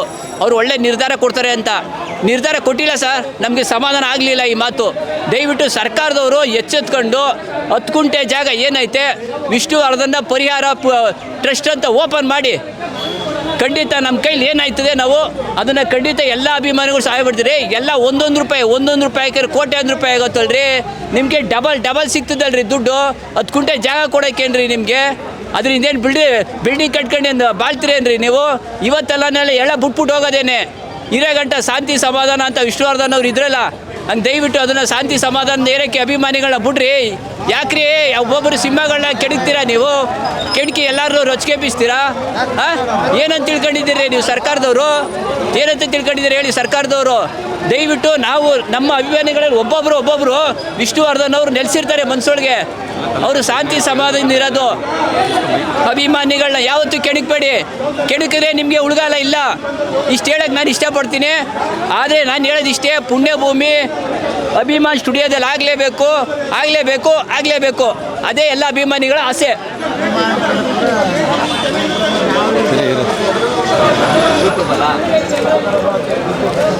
ಸರ್, ನಾನು ಹುಣಸೂರಿಂದ ಬಂದಿದ್ದೀನಿ. ನಮಗೆ ಸ್ಮಾರಕ ಇರೋದು ಮೈಸೂರು ಮಾಡಿರೋದು 20 ಕಿಲೋಮೀಟ್ರು. ಆದರೂ ನಾನು ಅಲ್ಲಿಗೆ ಹೋಗಲ್ಲ, ಇಲ್ಲಿ ಪುಣ್ಯಭೂಮಿ ಅಭಿಮಾನ್ ಸ್ಟುಡಿಯೋಗೆ ಬರ್ತೀನಿ. ಆದ್ದರಿಂದ ಈಗ ಅವರು ಏನು ಸ್ಟೇಟ್ಮೆಂಟ್ ಕೊಟ್ಟಿದ್ದಾರೆ, ಅಡ್ಗೋಡೆ ಮೇಲೆ ದೀಪ ಇಟ್ಟಂಗೆ ಹೇಳಿದ್ದಾರೆ. ಅದು ಅವರು ಹೇಳಿರೋ ಸ್ಟೇಟ್ಮೆಂಟ್ ನಮಗೆ ಇಷ್ಟ ಆಗ್ತಾಯಿಲ್ಲ. ಅವರು ಇಲ್ಲ ನಮಗೆ ನಾವು ಹೆಂಗೆ ಈಗ ಹಿಂಗೆ ಬಂದು ಇದು ಮಾಡ್ತಾಯಿದ್ದೀವಿ, ಅದು ನಮಗೆ ಈಗ ಫ್ಯಾಮಿಲಿ ಸಪೋರ್ಟ್ ಬೇಕೇ ಬೇಕು, ಇಲ್ಲ ಅಂದರೆ ಆಗೋದಿಲ್ಲ. ಅದರಿಂದ ಅವ್ರು ಸುಮ್ಮನೆ ಅಡ್ಗೋಡೆ ದೀಪ ಮೇಲೆ ಮಾತಾಡೋದಲ್ಲ, ಅದು ಬಿಟ್ಟು ಇಲ್ಲ ನಮ್ಮ ಜೊತೆ ಕೈ ಜೋಡಿಸ್ಲಿ, ಏನೋ ಒಂದು ಆಗುತ್ತೆ. ಇಲ್ಲ ಅವ್ರ ಪಾಡಿಗೆ ಅವ್ರು ಇದ್ದಾಗ ಇದು ತುಂಬ ಇದಾಗುತ್ತೆ. ಇಲ್ಲಾಂದರೆ ಬಿಟ್ಕೊಟ್ಬಿಟ್ಟು ನಾವೇನೋ ಮಾಡ್ಕೊತೀವಿ. ಇವರು ಇವತ್ತು ಅವರೇ ಕರ್ಸ್ಬಿಟ್ಟು ಈಗ ಒಳ್ಳೆ ಸೇರ್ಕೊಂಡ್ಬಿಟ್ಟಿದ್ದಾರೆ, ಸರಿಯಾಗಿ ಮಾತಾಡ್ತಾಯಿಲ್ಲ. ಇದೇನು ಅರ್ಥ ಇದು? ಮಾತಾಡಿದ್ದಾರೆ, ಆದರೆ ಕಡಖಂಡಿತ ಹೇಳ್ಬೇಕಲ್ಲ ಅವರು, ನಾನು ನಿಮ್ಗೆ ಸಪೋರ್ಟ್ ಕೊಡ್ತೀನಿ, ಅವ್ನ ಜೊತೆ ಇರ್ತೀನಿ ಅಂತ ಹೇಳ್ಬೇಕು ಅವರು. ಆದ್ದರಿಂದ ನಮ್ಮ ಅಲ್ಲಿ ಅಭಿಮಾನ್ ಸ್ಟುಡಿಯೋದಲ್ಲಿ ಪುಣ್ಯಭೂಮಿ ಆಗಲೇಬೇಕು ಸರ್, ಇದು ನಮ್ಮ ಒತ್ತಾಯ. ಕಡೆ ಖಂಡಿತ ಏನು ಹೇಳಿದ್ದಾರೆ ಸರ್ ನಿಮ್ಮ ಹತ್ರ ಇವಾಗ ಅವರು? ಸರ್ ಅವ್ರು ಹೇಳೋ ಪ್ರಕಾರ ನಾನು ನಿಂತ್ಕೊಂತೀನಿ, ಅಲ್ಲಾದರೆ ಆದರೆ ಎಲ್ಲ ಆಗಲೇಬೇಕು. ಅಲ್ಲ ಹೇಳೋದೇನು ಗೊತ್ತಾ ಅವರು, ಆದರೆ ನಮಗೂ ಸಂತೋಷ ಅಂತ ಹೇಳಿ. ಸಂತೋಷನೇ ಮತ್ತೆ ಆಗಲೇಬೇಕು. ಸುಟ್ಟಿದ್ದಲ್ಲಿ ಇಲ್ಲ ಇಲ್ಲಿ ಸತ್ರ ತಗೊಂಡೋಗಿ ಡೈರೆಕ್ಟ್ ಮೈಸೂರಲ್ಲಿ ಸುಟ್ಟಿದ್ರೆ ಅದು ನಮ್ಮದೇ ಗಾಳಿ ಪುಣ್ಯಭೂಮಿ ಆಗಿರೋದು. ಇಲ್ಲಿ ಯಾಕೆ ಸುಟ್ಟರು ಬೆಂಗಳೂರಲ್ಲಿ ತಗೊಂಡೋಗಿ ಮೈಸೂರಿಗೆ ಸುಡಬೇಕಾಗಿತ್ತಲ್ವಾ ಸರ್? ಇವಾಗ ಏನು ಗೊತ್ತಾ ಸರ್ ಹೇಳಿದ್ರು, ಅವ್ರು ಇಷ್ಟು ವರ್ಷ ಓಡಾಡಿದ್ದಾರೆ, ಓಕೆನಾ? ನೋಡಿದ್ದೀವಿ ನಾವು 11 ವರ್ಷ ನಾವು ನೋಡ್ತಾನೆ ಇದ್ದೀವಿ. ಗೊತ್ತಾ ಸರ್, ಇಲ್ಲಿ ನಾವುಗಳು ಅಭಿಮಾನಿಗಳಾಗಿ ನೋಡ್ತಾ ಇದೀವಿ. ಅವ್ರ ಜೊತೆಯಲ್ಲೇ ಇದ್ದವರು, ಅವ್ರ ಮನೆಯವರಾಗೆ ಇದ್ದವರು, ಅವ್ರ ಮುಂದೆ ಓಡಾಡ್ತಾ ಇದ್ದವರು. ಇವಾಗ ಏನಾಗುತ್ತೆ ಗೊತ್ತಾ ಸರ್, ನಮ್ಮ ಮನೆ ಮುಂದೆ ಯಾರೋ ಒಬ್ರು ಓಡಾಡ್ತಾ ಇರ್ತಾರೆ, ನಮ್ಮ ಜೊತೆನೇ ಇರ್ತಾರೆ. ಅವ್ರು ಇದ್ದಕ್ಕಿದ್ದಾಗ ಇಲ್ಲ ಅಂದಾಗ ಅವ್ರಿಗೊಂದು ಏನಾರೋ ಒಂದು ಗೌರವ ಕೊಡಬೇಕು. ಇಲ್ಲ ಅಭಿಮಾನಿಗಳು ನೋಡ್ತಾ ಇಲ್ಲ. ಈಗ ಸ್ಮಾರಕ ಇಡೀ ಕರ್ನಾಟಕದ ಎಲ್ಲ ಕಡೆ ಆಗಲಿ ಸರ್, ನಮಗೆ ಬೇಜಾರಿಲ್ಲ ಸರ್ ಹೇಳೋದು. ಫಸ್ಟ್ ಅಭಿಮಾನ ಬರಲ್ಲ ಸರ್, ಫಸ್ಟ್ ಕುಟುಂಬ, ಫಸ್ಟ್ ನಮ್ಮ ಮನೆಯವರು, ನಮ್ಮ ಫ್ಯಾಮಿಲಿ, ನಮ್ಮ ಅಪ್ಪ, ನಮ್ಮ ತಂದೆ ಅಂತ ಬರುತ್ತೆ. ಅದಾದ್ಮೇಲೆ ಅಭಿಮಾನಿಗಳು ಬರ್ತಾರೆ. ಫಸ್ಟ್ ಅವರ ಸಂಬಂಧದಲ್ಲಿ ಇವಾಗ ಏನು ಮಾಡಿ ಅವರು ಇಷ್ಟು ದಿವಸ ಓಡಾಡಿದ್ದಾರೆ ಸರ್. ಇಷ್ಟಾದ್ಮೇಲೆ ಮೌಲ್ಯಗಳು ಫಾಲೋ ಮಾಡ್ಬೇಕಲ್ಲ ಸರ್. ಮೇಲ್ ಓಡಾಡ್ತಾ ಇದೀವಿ. ಅವ್ರ ಒಳಗಡೆ ಯಾರನ್ನೇ ಆಗಿರ್ಬೋದು ಮಾಡಿದ್ದಾರೆ, ಕಷ್ಟಪಟ್ಟಿದ್ದಾರೆ, ಇಲ್ಲ ಅಂತಲ್ಲ. 9 ವರ್ಷದಿಂದ ಅವರು ಓಡಾಡಿದ್ದಾರೆ. ಈಗ 13ನೇ ವರ್ಷ ಏನೇ ಆಗಲಿ ಆ ಥರ ನೀವು ಹೇಳ್ತೀವಿ ಫ್ಯಾಮಿಲಿ ಅಂದಮೇಲೆ ಆ ಪುಣ್ಯಭೂಮಿ ಬಗ್ಗೆ ಯಾರು ಸರ್ ಜಾಸ್ತಿ ತಲೆ ಕೆಡಿಸ್ಕೋಬೇಕು ಅಲ್ವಾ? ಒಂದು ಅಲ್ಲ ಆಗಿದೆ ಸರ್, ಈಗ ಸಪೋರ್ಟ್ ಕೊಟ್ಟು ಆಗ್ತಿತ್ತು ಸರ್. ಇವಾಗ ಕೋರ್ಟಲ್ಲಿ ಏನು ಹೇಳಿದ್ದಾರೆ, ಕೋರ್ಟ್ ಕೇಸ್ ನಡ್ಸೋಕ್ಕೆ ಅಭಿಮಾನಿಗಳು ಯಾರು ಅಂತ ಕೇಳಿದ್ದಾರೆ. ಈಗ ನೀವು ಹೇಳಿದ ಮಾತೆ ಅವ್ರು ಹೇಳಿದ್ರು, ಕೋರ್ಟಲ್ಲಿ ಹೇಳಿರೋದು. ಇವಾಗ ನಾನು ಹೇಳೋದು ಏನು ಗೊತ್ತಾ, ಅವರು ನಾನು ಮಾಡ್ತೀನಿ ಅಂತ ಹೇಳಿಲ್ಲ, ಅಭಿಮಾನಿಗಳು ನೀವು ಮಾಡಿ ನಾನು ಸಪೋರ್ಟ್ ಕೊಡ್ತೀನಿ ಅಂತ ಹೇಳಿದ್ದಾರೆ. ಕೊಡ್ಲಿ, ಅವರು ಮಾಡಿ ಅವ್ರಿಗೂ ಬೇಜಾರಾಗ್ಬಿಟ್ಟಿದೆ. ನೀವು ಅಭಿಮಾನಿಗಳು ಅವ್ರೇನಂತ ಹೇಳಿ ನೀವು ಅಲ್ಲಿ ಸಮಾಧಿ ಮಾಡ್ತೀರಾ, ನಮಗೆ ಖುಷಿ, ನಾನು ಬರ್ತೀನಿ ಅವತ್ತಿನ ದಿವಸ, ಅವತ್ತಿಗೂ ನಾನು ಬರೋಣ ಅಂತ ಅವ್ರು ಅವತ್ತು ಹೇಳಿದ ಅದೇ ಮಾತು, ಇವತ್ತು ಹೇಳೋದು ಅದೇ ಮಾತು. ಅವ್ರು ಈಚೆಗಡೆ ಓಡಾಡ್ತಾರೆ, ಮಾಡ್ತಾರೆ. ಏನಾಗಿದೆ ಸರ್, ಈಗ ಆಯಿತು ಅಭಿಮಾನ್ ಸ್ಟುಡಿಯೋದಲ್ಲಿ 7.5 ಎಕರೆ ಫಸ್ಟ್ ತೀರ್ಮಾನ ಆಗಿತ್ತು. ಈಗ ನಾವೇನು 7.5 ಎಕರೆ ಕೇಳ್ತಾ ಇಲ್ವಲ್ಲ, 10 ಗುಂಟೆ ತಾನೆ, 10 ಗುಂಟೆ ಎಲ್ಲ ಆಗಿ ಶಂಕರ್ ಅವರು ಎಲ್ಲ ಮಾಡಿ ಬಿಟ್ಟಿದ್ರು. ಇವ್ರು ಯಾವಾಗ ಬರಲಿಲ್ಲ, ಫ್ಯಾಮಿಲಿ ಸಪೋರ್ಟ್ ಬರಲಿಲ್ಲ, ಆಗ ಅವ್ರು ಏನು ಬೇಕು ಮಾಡ್ತಾವ್ರೆ ಸರ್. ಇವಾಗ ನಾವು ಇವ್ರ ಮನೆ ಹತ್ರ ಹೋಗೋದು ಆಸೆ ಅಲ್ವಾ ಸರ್? ಇವ್ರ ಮನೆ ಹತ್ರ ಬರೋದು ವೇಸ್ಟು. ಯಾರು ಜಾಗ ಆಯ್ತಾ ಮಾಲೀಕರಿದ್ದಾರೆ ಅವ್ರ ಮನೆ ಹತ್ರ ಹೋಗ್ಬೇಕು ಸರ್. ನಾವು ಅವ್ರ ಮನೆ ಮುಖ್ಯ ಹಾಕ್ಬೇಕು. ಅವರಲ್ಲೂ ಮನೆ ಮಾಡ್ಕೋತೀವಿ, ಬಾಲಣ್ಣ ಕುಟುಂಬದವ್ರು ಹೋಗಿ ಮನವಿ ಮಾಡ್ಕೊಬೇಕು. ಏನು ಗೊತ್ತಾ, ಇಲ್ಲಿ ಕಿಚ್ಚಾಡಿ ಅರ್ಚಾಡೋದ್ರಿಂದ ಏನು ಪ್ರಯತ್ನ ಇಲ್ಲ ಸರ್. ನಾವು ರಾಜ್ಕುಮಾರ್ ಅವ್ರು ಸತ್ತಾಗ ಟೈರ್ ಹಚ್ಚಿದ್ವಿ, ಅದೆಲ್ಲ ಮಾಡೋದಿಲ್ಲ, ಏನು ನಡೆಯಲ್ಲ ಸರ್. ಇವಾಗ ಓಕೆನಾ, ಮನವಿ ಮಾಡ್ಕೊಂಡು ಕೇಳ್ಕೊಬೇಕು ಅವ್ರನ್ನ, ರಿಕ್ವೆಸ್ಟ್ ನೋಡಿ ಸರ್. ಈಗ ನಮ್ಮ ಹಿಂದೂ ಸಂಪ್ರದಾಯ ಥರ ಒಂದು ಸರಿ ಸಾಯ್ತಾರೆ, ಈಗ 2 ಸರಿ ಸಾಯಿಸ್ದಂಗೆ ಆಗ್ಬಿಡ್ತು ವಿಷ್ಣುವರ್ಧನ್ ಸರ್. ಏನು ಸರ್ ನ್ಯಾಯ ಮಾಡಿದ್ದಾರೆ? 2 ಸರಿ ನೆಮ್ಮದಿನೇ ಇಲ್ಲ, ಎಲ್ಲರ ಕಣ್ಣಲ್ಲೂ ನೀರು. ನಾನು ಹೇಳಿದ್ರೆ ಸರ್, ಈಗ 13 ಸ್ಮಾರಕ ಇರೋದು ಬರೀ 20 ಕಿಲೋಮೀಟರ್. ಹೇಳಿ ಸರ್, ಅರ್ಥ ಮಾಡ್ಕೊಳ್ಳಿ ಸರ್, ಏನು ಪತ್ತಿ ಅಂತ ಅಭಿಮಾನ ಅಲ್ವಾ? ವಿಷ್ಣು ಸರ್ ಹೇಳಿಲ್ವ ಸರ್, ಅಭಿಮಾನ ಪ್ರಾಣ ಅಂತ ಹೇಳಿದ್ರೆ ನಾವು ಪ್ರಾಣ ಕೊಟ್ಟಾರು ಪರವಾಗಿಲ್ಲ, ಅದು ಜಾಗ ಬೇಕೇ ಬೇಕು ನಮಗೆ. ಇನ್ನು ಅದೊಂದು ಬ್ಯಾಲೆನ್ಸ್ ಇದೆ ಅಭಿಮಾನಿಗಳು, ಎಲ್ಲ ಕೊಟ್ಬಿಟ್ಟವ್ರೆ, ಪ್ರಾಣವನ್ನು ಕೊಡ್ಬೇಕಷ್ಟೇ ಅವ್ರಿಗೆ ಆ ಜಾಗಕ್ಕೋಸ್ಕರ. ಇವಾಗ ಏನಿದ್ರು ವಿಷ್ಣು ಸೇನಾ ಸಮಿತಿ ಅವರು ಅಧ್ಯಕ್ಷರಿದ್ದಾರೆ, ಅವ್ರ ಹತ್ರ ಮಾತಾಡಿ ಎಲ್ಲರೂ ಪ್ರತಿಯೊಬ್ಬರು ಇವ್ರಿ ಸರ್. ಈಗ ಇನ್ನೊಂದು ಹೇಳ್ದ ನೀವು ಈಗ ಅವ್ರು ಏನು ಹೇಳ್ತಾರೆ, ನೀವು ಬಂದಿರೋ ಏನಾಗುತ್ತೆ ಗೊತ್ತಾ ಸರ್, ಇಲ್ಲಿ ಇದಕ್ಕೆ ಅನ್ನೋದೊಂದು ಅಧ್ಯಕ್ಷರು ಇರ್ತಾರೆ. ಹೌದೌದು, ಅವ್ರ ಹತ್ರ ನೀವು ಮಾತಾಡ್ಬೇಕು. ಈ ಮನೆಯವರು ಇವಾಗ ಏನು ಮಾಡೋಕ್ಕಾಗಲ್ಲ ಸರ್, ಅವ್ರಿಗೆ ಅಂತ ಗೌರ್ಮೆಂಟ್ ಅವ್ರು ಜಾಗ ಕೊಟ್ಬಿಟ್ಟಿದ್ದಾರೆ. ಇವ್ರು ಅಕಸ್ಮಾತ್ ಮನೆಯವ್ರು ಹೋಗಿ ತಿರ್ಗಾ ಏನಾದ್ರು ಗೌರ್ಮೆಂಟ್ಗೆ ನೀವು ನಡೆಯಲ್ಲ ಸರ್. ನೀವು ಹೇಳಿದ ಕರೆಕ್ಟ್. ಅಲ್ಲ ಆ ಪ್ಲೇಸ್ ಬಗ್ಗೆ ಒಂದೇ ನಿಮಿಷ. ಇವಾಗ ಏನಾಗುತ್ತೆ ಗೊತ್ತಾ, ಇವ್ರು ಹೋಗಿ ಅಲ್ಲಿ ತಿರ್ಗಾ ನನಗೆ ಈ ಜಾಗನೂ ಬೇಕು ಅಂತ ಹೇಳಿದ್ರೆ ಅವ್ರು ಹೇಳಿದ್ರು, ಏನಂತ ಕುತ್ಕೊಂಡು ಹೇಳಿದ್ರು, ನನಗೆ 2 ಕಡೆ ಜಾಗ ಬೇಕು ಅಂತ ಹೇಳಿ ಗೌರ್ಮೆಂಟ್ ಕೊಡಲ್ಲ. ಅವ್ರು ಅವತ್ತು ಹೇಳಿದ್ದು ಒಂದೇ ಮಾತು, ನಿಮ್ಗೆ 2 ಕಡೆ 2 ಜಾಗ 2 ಬೇಕು ಅಂತ ಕೇಳಿದ್ದಾರೆ. ಅವ್ರು ಯೋಚನೆ ಮಾಡಿ ಆಗಲ್ಲ ಅನ್ನೋದ್ರಿಂದ ಮೈಸೂರಿಗೆ ಹೋಗಿದ್ದಾರೆ. ಇವಾಗ ನಮಗೆ ಆ ಪುಣ್ಯ ಭೂಮಿ ಹೊಡೆದಾಕಿರೋದ್ರಿಂದ ನಾವು ಇಷ್ಟು ಜನ ಬಂದಿದ್ದೀವಿ. ಇಷ್ಟು ದಿವಸ ನಾವು ಯಾರು ಏನು ಮಾತಾಡ್ತಾ ಇರಲಿಲ್ಲ. ಏನಾದ್ರು ಪುಣ್ಯ ಭೂಮಿ ದಿವಸ ನಾವು ಏನು ಇದಿತ್ತು, ಸತ್ತಿ ದಿವಸ ಮತ್ತೆ ಹುಟ್ಟಿದ ದಿವಸ ಹೋಗಿ ಏನು ಮಾಡ್ತೀವಿ, ಪ್ರತಿಭಟನೆ ಮಾಡ್ತಾ ಇದೀವಿ. ಇವಾಗ ಹೊಡೆದಿರೋದ್ರಿಂದ ಇಷ್ಟು ಮಾತಾಡ್ತಾ ಇದ್ದೀವಿ, ಇಷ್ಟು ಜನ ಸೇರಿರೋದ್ರಿಂದ ಇವಾಗ ಏನಾಗುತ್ತೆ ಗೊತ್ತಾ, ನಾವು ಒಂದು ಗೌರ್ಮೆಂಟ್ ಗೌರ್ಮೆಂಟ್ ಅವ್ರನ್ನ ಕೇಳಬೇಕು, ಇಲ್ಲ ಮನೆಯವ್ರ ಹತ್ರ ಮನ ಒಲಿಸ್ಬೇಕು ಅಷ್ಟೇ ಸರ್. ಇಲ್ಲಿ ಏನೂ ಆಗಲ್ಲ. ಇಲ್ಲಿ ಮನೆಯವ್ರ ಇವ್ರ ಮನೆ ಹತ್ರ ಬಂದು ವಿಷ್ಣುವರ್ಧನ್ ಅವ್ರ ಮನೆ ಹತ್ರ ಬಂದು ನಾವು ಕೇಳೋದನ್ನ ಏನೂ ಆಗಲ್ಲ ಸರ್. ಅವರೇ ಕರೆಸಿದ್ರು ಸರ್, ಏನು ಸರ್ ಕಲಿಬೇಕಾದ್ರೆ ನಿಮ್ಗೆ ಗೊತ್ತಿಲ್ಲ ಇನ್ನು ಸರ್. ಇಲ್ಲಿ ಕರ್ದಿರೋ ಕೇಳಿ, ಇಲ್ಲಿ ಕರ್ದಿರೋ ಕಾರಣ ನಿಮ್ಗೆ ಗೊತ್ತಿಲ್ಲ. ಏನ್ ಗೊತ್ತಾ, ಎಷ್ಟೋ ಜನ ಕಿಡಿಗೇಡಿಗಳು ಅವ್ರ ಬಗ್ಗೆ ಕುತ್ಕೊಂಡು ಇಲ್ಲದೆ ಇರೋದು ಮಾತಾಡ್ತಾ ಇದ್ರು. ಓ ನಿಮ್ಮಿಂದಾನೇ ಆಗಿರೋದು, ನೀವೇ ನಿಂತ್ಕೊಂಡು ಓಡಿಸ್ಬಿಟ್ರಿ, ನೀವೇ ನಿಂತ್ಕೊಂಡು ಮಾಡಿಸಿದ್ರಿ ಸರ್. ಅಭಿಮಾನಿಗಳು ಬಿಟ್ರೆ ಯಾರು ಮಾತಾಡಲ್ಲ. ಅವರು ಒಂದು ಸ್ಟೇಟ್ಮೆಂಟ್ ಕೊಡ್ಬೇಕಾದ್ರೆ ಅವ್ರು ಯೋಚನೆ ಮಾಡಿ ಕೊಡ್ಬೇಕು ಸರ್. ನೀವು ಹೀರೋಗಳಾಗುತ್ತೆ ನಮ್ಮನ್ನು ವಿಲನ್ ಮಾಡ್ಬಿಟ್ರಿ ಅಂತ ನಮ್ಮನ್ನು ಹಾಕಿಲ್ಲ ಸರ್ ಅವಾಗ ಅಭಿಮಾನಿಗಳಿಗೆ. ಮೀಟಿಂಗ್ ಕರ್ದಿರೋದಿಲ್ಲ, ನಮ್ಮಿಂದ ನಾನು ನಿಂತ್ಕೊಂತೀನಿ ಅಂತ ಅವ್ರು ಇವತ್ತು ಹೇಳ್ತಾ ಇರೋದು. ನಮ್ಮ ಕೈಲಿ ಆಗುತ್ತಾ, ನಾನು ಹೆಲ್ಪ್ ಮಾಡ್ತೀನಿ. ಸುದೀಪ್ ಅವ್ರು ಹೇಳಿದ್ದು ಅದೇನೆ, ಪ್ರತಿಯೊಬ್ರು ಹೇಳ್ತಿರೋದು ಅದೇನೆ. ಇಲ್ಲೇನು ಗೊತ್ತಾ, ಅವರ ಮನೆ ಇವಾಗ ಏನು ಆ ಜಾಗದ ಮಾಲೀಕರಿದ್ದಾರೋ ಅವ್ರ ಮನೆಗೆ ಹೋಗಿ ನಾವು ಮನ ಒಲಿಸ್ಬೇಕು ಅಷ್ಟೇ ಸರ್. ಇಲ್ಲೇನು ನಡೆಯಲ್ಲ. ನೀವು ಎಂತ ಕೋರ್ಟ್ಗೆ ಹೋದ್ರು ಕೋರ್ಟ್ ಅವ್ರು ಆಲ್ರೆಡಿ ಹೇಳ್ಬಿಟ್ಟಿದ್ದಾರೆ, ಆಗೋಗಿದೆ. ಓಕೆನಾ, ಇನ್ನೇನಿದ್ರು ಗೀತಾ ಇದು ಏನದು ಬಾಳಣ್ಣ ಅವ್ರ ಕುಟುಂಬದವ್ರು ಮನ ಒಲಿಸ್ಬೇಕು ಸರ್, ಅಷ್ಟೇ ಇದಾಗೋದು. ನಾವು ಇಲ್ಲಿ ಬಂದು ಗಲಾಟೆ ಮಾಡೋದು, ಅಲ್ಲಿ ಇನ್ನೊಂದು ಕಡೆ ಏನೋ ಪ್ರತಿಭಟನೆ ಮಾಡೋದ್ರಿಂದ ಏನು ನಡೆಯಲ್ಲ ಸರ್. ಏನೇ ಇದ್ರು ಎಲ್ಲರೂ ಗೀತಾ ಇವರು ಬಾಳಣ್ಣ ಅವ್ರ ಕುಟುಂಬದವ್ರ ಮನೆ ಹತ್ರ ಹೋಗ್ಬೇಕಾಗಿದೆ, ಅಲ್ಲಿ ಅವರನ್ನ ಮನ ಒಲಿಸ್ಬೇಕು ಸರ್. ಪ್ರತಿಭಟನೆ ಇರ್ಬೋದು, ಗಲಾಟೆ ಇರ್ಬೋದು, ಧ್ವಂಸದಿಂದ ಏನು ನಡೆಯಲ್ಲ ಸರ್. ಅದು ಹೇಳ್ಕೊಟ್ಟಿಲ್ಲ ಬಿಡಿ ಸರ್. ದಾದ ನಮಗೆ ದೇಶ ಮಾಡೋದು, ಗಲಾಟೆ ಮಾಡೋದು ನಮ್ಗೆ ಹೇಳ್ಕೊಟ್ಟಿಲ್ಲ ಅವ್ರು. ನಮಗೆ ಮಾಡಲ್ಲ ಬಿಡಿ. ಧನ್ಯವಾದಗಳು. ಗಲಾಟೆ ಮಾಡೋ ಅಭಿಮಾನಿ ಇಲ್ಲ ಬಿಡ್ರಿ ಬಿಡಿ ಸರ್. ಇಲ್ಲೇನಾಗಿದೆ ಅವ್ರು ಕಿಡಿಗಳು ಅಂತ ಹೇಳಿದ್ರಲ್ಲ, ಅಭಿಮಾನಿ ಯಾಕೆ ಅವತರ ಇವ್ರು ಸ್ಟೇಟ್ಮೆಂಟ್ ಕೊಡುವಾಗ ಯೋಚನೆ ಮಾಡ್ಕೊಡ್ಬೇಕು. ನೀವು ಹೀರೋಗಳಾಗೋಕ್ಕೋಸ್ಕರ ವಿಲನ್ ಮಾಡ್ತಾ ಇದೀರಿ ಅಂದಾಗ ನಾವು ಹಿಂಗೆ ಪೋಸ್ಟ್ ಹಾಕ್ಬೇಕು ಅವಾಗ. ಅದು ಪಾಯಿಂಟ್ ಇರೋದಲ್ಲಿ ಅರ್ಥ ಮಕ್ಕಳಿಗೆ. ಸರಿನಾ? ಥ್ಯಾಂಕ್ ಯು, ಧನ್ಯವಾದಗಳು ಸರ್. ವಿಷ್ಣು ಸರ್ ಅವರ ಪುಣ್ಯಭೂಮಿಗೆ ಸಂಬಂಧಪಟ್ಟಂತೆ ಇವತ್ತು ನಾವು ಇಲ್ಲಿಗೆ ಬಂದಿದ್ದೀವಿ. ನಮಗೇನು ಸಮಾಧಾನ ಆಗಲಿಲ್ಲ. ಅವ್ರೇನೋ ಜೊತೆಲಿ ಇರ್ತೀನಿ ಬರ್ತೀನಿ ಅಂತ ಹೇಳ್ತಿದ್ರೆ, ಎಲ್ಲಿಗೆ ಇರ್ತೀರಾ, ಎಲ್ಲಿಗೆ ಬರ್ತೀರಾ? ನಮ್ಗೆ ಬೇಕಾಗಿರೋದು ಆ ಪುಣ್ಯಭೂಮಿ ಸ್ವಾಮಿ. ಇಷ್ಟು ವರ್ಷಗಳು ಪುಂಗಿ ಸಾಕು, ಏನು ಕೆಲಸನ ಆಗಿಲ್ಲ. ಇನ್ಮೇಲೆ ಏನಿದ್ರು ಆ ವಿಷಯಕ್ಕೆ ಸಂಬಂಧಪಟ್ಟಂಗೆ ತೀರ್ಮಾನ ತಗೊಳ್ತೀರಾ? ಆ ಭೂಮಿ ಸಿಗುತ್ತಾ? ವಿಷ್ಣು ಸರ್ ಅವ್ರನ್ನ ಮತ್ತೆ ನಾವು ಅಲ್ಲಿ ಹಬ್ಬ ಮಾಡ್ಬೋದಾ? ಇದೇ ಸೆಪ್ಟೆಂಬರ್ 18ಕ್ಕೆ ಮತ್ತೆ ಅವರು ವಿಷ್ಣು ಸರ್ ಅವರ ಪುಣ್ಯಸ್ಮರಣೆ ಬರ್ತಾ ಇದೆ. ಅವತ್ತು ನಾವು ಅಲ್ಲಿ ಹೋಗ್ಬೋದಾ? ಅಲ್ಲಿ ದೀಪ ನಾವು ಹಚ್ಬೋದಾ? ಆ ಅವಕಾಶ ಮಾಡಿಕೊಡ್ತೀರಾ? ಆ ಥರ ಇದ್ರೆ ಹೇಳಿ. ಇವತ್ತು ನೀವೇನೋ ನಾವು ಇರ್ತೀನಿ, ನಾವು ಬರ್ತೀನಿ ಅಂದರೆ ಎಲ್ಲಿಗೆ ಇರ್ತೀರಾ, ಎಲ್ಲಿಗೆ ಬರ್ತೀರಾ? ಸುತ್ತಿ ಬಳಸಿ ಹೇಳಕ್ಕೆ ಹೋಗ್ಬಿಡಿ. ನಮಗೆ ಬೆಂಗಳೂರು ಮಂಗಳೂರು ಆ ಕತೆ ಹೇಳಕ್ಕೆ ಹೋಗ್ಬಿಡಿ. ಡೈರೆಕ್ಟಾಗಿ ಬರ್ತೀರಾ, ಡೈರೆಕ್ಟಾಗಿ ಇರ್ತೀರಾ? ಇವತ್ತು ನಮ್ಮ ಸುದೀಪ್ ಸರ್ ಅವರು ಆ ಒಂದು ಜಾಗ ತೊಗೊಳಕ್ಕೆ ಅಮೌಂಟ್ ಹಾಕ್ತೀನಿ ಅಂತ ಹೇಳ್ತಾ ಇದ್ದಾರೆ. ಅವ್ರ ಕೈಯಲ್ಲಿ ಎಷ್ಟಾದರೆ ಅಷ್ಟು ಹಾಕ್ಲಿ. ಅವ್ರಿಗೆ ನೀವು ಮುಂದಾಳತ್ವ ಕೊಡಿ, ಅವ್ರ ಹಿಂದೆ ನಾವು ಇರ್ತೀರಿ. ಈ ವಿಷಯಕ್ಕೆ ಸಂಬಂಧಪಟ್ಟಂಗೆ ಒಂದು ಸ್ಕ್ಯಾನರ್ ಮಾಡಿಬಿಡಿ. ಅಭಿಮಾನಿಗಳೆಲ್ಲ ನಾವು ಎಷ್ಟಾದ್ರೆ ಅಷ್ಟು ಅಮೌಂಟ್ ಹಾಕ್ತೀವಿ ಸರ್. ಇವಾಗ ಅಮೌಂಟ್ ಕೊಡೋ ಜಾಗ ಅಲ್ಲ ಸರ್, ಇವಾಗ ಅಲ್ಲ ಅದು ಜಾಗ ಮಾರ್ಕೊಂಡ್ಬಿಟ್ಟಿದ್ದಾರೆ ಆಲ್ರೆಡಿ. ಓಕೆನಾ, ವಿಷ್ಣುವರ್ಧನ್ ಸಮಾಧಿ ಏನಿದೆಯೋ ಆ ಜಾಗನೂ ಮಾರ್ಕೊಂಡ್ಬಿಟ್ಟಿದ್ದಾರೆ. ಇವಾಗ ಅದ್ರ ಬಗ್ಗೆ ಏನು ಮಾತಾಡ್ತೀರಾ ಸರ್? ಸರ್, ನಾವು ಹೇಳ್ತಾ ಇರೋದು ನಮಗೆ ಆ ಜಾಗ ಮತ್ತೆ ಬೇಕು. ಅದು ಮನವೊಲಿಸುವಂಥ ಕೆಲಸ ಆಗಬೇಕು. ಇವತ್ತು ನೀವೆಲ್ಲೋ ಮೈಸೂರಲ್ಲಿ ಮಾಡಿದ್ರಿ ಅಂತ ಕೇಳಿದ್ರೆ ಇದೇನು ಇದು 5G ಕಾಲ ಇರ್ಬೋದು. ನೀವು ಇಲ್ಲಿ ಮಣ್ಣು ಮಾಡಿಬಿಟ್ಟು ಇಲ್ಲಿ ಸುಟ್ಬಿಟ್ಟು ನೀವು ಅಲ್ಲೆಲ್ಲೋ ಮಾಡ್ತೀರಿ ಅಂದರೆ ಹೆಂಗೆ ಸರ್ ಅದಾಗುತ್ತೆ? ಯಾವ ರೀತಿ ಸರ್ ಒಪ್ಕೊಳ್ಳೋಕ್ಕಾಗುತ್ತದೋ? ನಮಗೆ ಅಭಿಮಾನಿಗಳಿಗೆ ನಮಗೆ ಇಲ್ಲಿ ಬೇಕು. ಈ ವಿಷಯಕ್ಕೆ ಸಂಬಂಧಪಟ್ಟಂಗೆ ಇವತ್ತು ನೀವು ಹೇಳಿದ್ರಾ, ನಾವು ಬಂದಿದ್ದೀವಿ. ಇದೇ ರೀತಿ ನೀವು ಪ್ರತಿ ಸಾರಿ ಹೇಳ್ದಾಗೂ ನಾವು ಬರ್ತೀರಿ.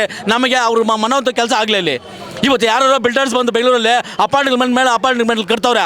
ಅವ್ರಿಗೆಲ್ಲ ಜಾಗ ಇದೆ. 32 ವರ್ಷಗಳ ಕಾಲ ನಟನೆ ಮಾಡಿರೋರು 200 ಸಿನಿಮಾಗಳೆಲ್ಲ ಆಕ್ಟ್ ಮಾಡಿದ್ದಾರೆ.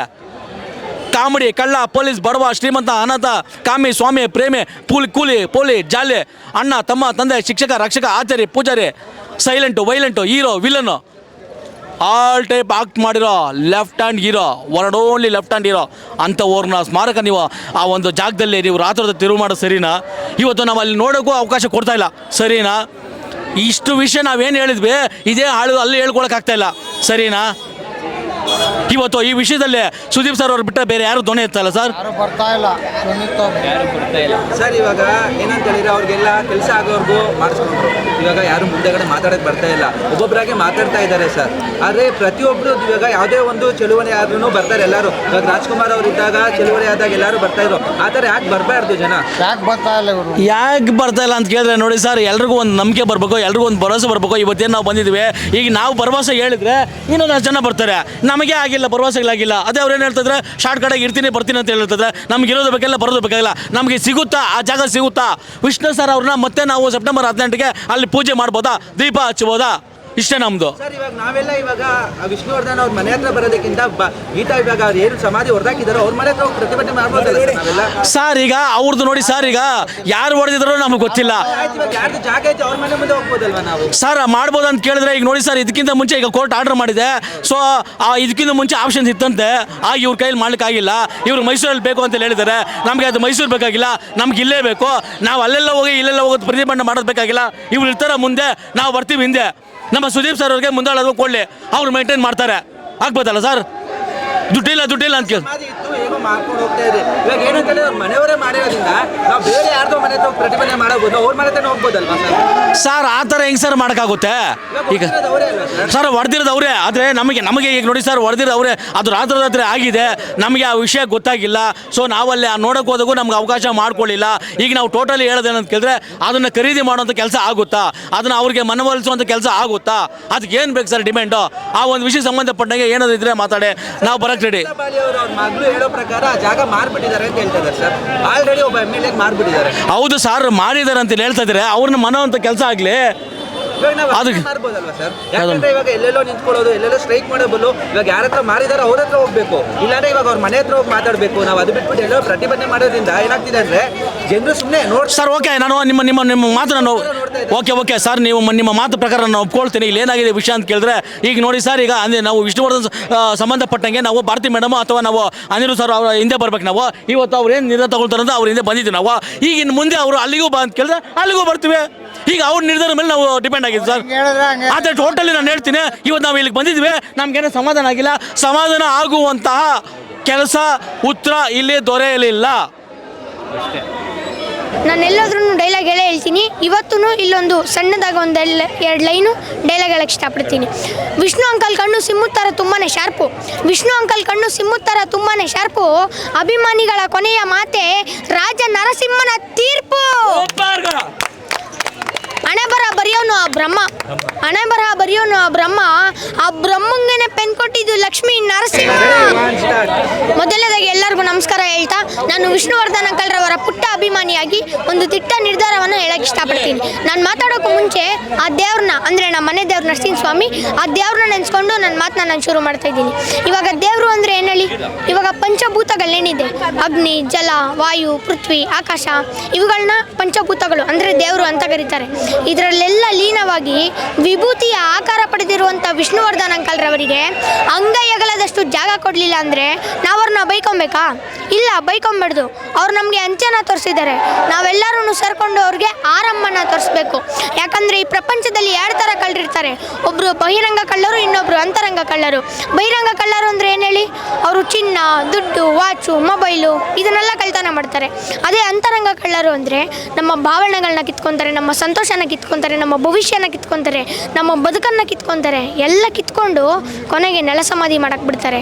ಯಾಕಂದರೆ ಈ ಪ್ರಪಂಚ ನಿಂತಿರೋದು ಮನಸ್ಸಾಕ್ಷಿ ಮೇಲಲ್ಲ, ಒಂದು ಪೇಪರು, ಒಂದು ಕಲರ್ ಮೇಲೆ. ಯಾಕಂದರೆ ಒಂದು ಪೇಪರ್ ಮೇಲೆ ಕಲರ್ ಮಾಡಿದ್ರೆ ಅದು 500 ರೂಪಾಯಿ ನೋಟ್ ಆಗಿಬಿಡುತ್ತೆ. ಅದ್ರ ಕೆಳಗಡೆ ಒಂಚೂರು ಜಾಗ ಬಿಟ್ಟರೆ ಅದು ಬಾಂಡ್ ಪೇಪರ್ ಆಗುತ್ತೆ. ಅದ್ರ ಮೇಲೆ ಹೆಣ್ಣು, ಹಣ್ಣು, ಮಣ್ಣು ಅಂತ ಬರ್ಕೊಂಡು ಇನ್ನೊಬ್ರು ರಕ್ತನ ಇಂಕ್ ಥರ ಬದಲಾಯಿಸಿ ಸೈನ್ ಮಾಡಿಬಿಡ್ತಾರೆ. ಇಷ್ಟೇ ಪ್ರಪಂಚ. ಇವಾಗ ನಾನೊಂದು ಹಾಡು ಹೇಳ್ತೀನಿ. ಫಸ್ಟ್ ಲೈನ್ ನಾನು ಆಡ್ತೀನಿ, ಈ 2ನೇ ಲೈನಿಂದ ನೀವೆಲ್ಲರೂ ನನ್ನ ಜೊತೆ ಆಡಬೇಕು, ಸರಿನಾ? ಒಂದು ಹಳ್ಳಿ ನನ್ನ ಹೋಗು ಅಂದರೇನು, ಸ್ವರ್ಗದಂತ ಊರು ನನ್ನ ಹತ್ತಿರ ಕರೆದಾಯ್ತು. ಹತ್ತಿರ ಕರೆದಾಯ್ತು. ತುತ್ತು ಅನ್ನ ತಿನ್ನೋಕೆ, ಬೊಗಸೆ ನೀರು ಕುಡಿಯೋಕೆ, ತುಂಡು ಬಟ್ಟೆ ಸಾಕು ನನ್ನ ಮಾನ ಮುಚ್ಚೋಕೆ, ಅಂಗೈ ಅಗಲ ಜಾಗ ಸಾಕು ಆಯಾಗಿರೋಕೆ. ಆಯಾಗಿರೋಕೆ.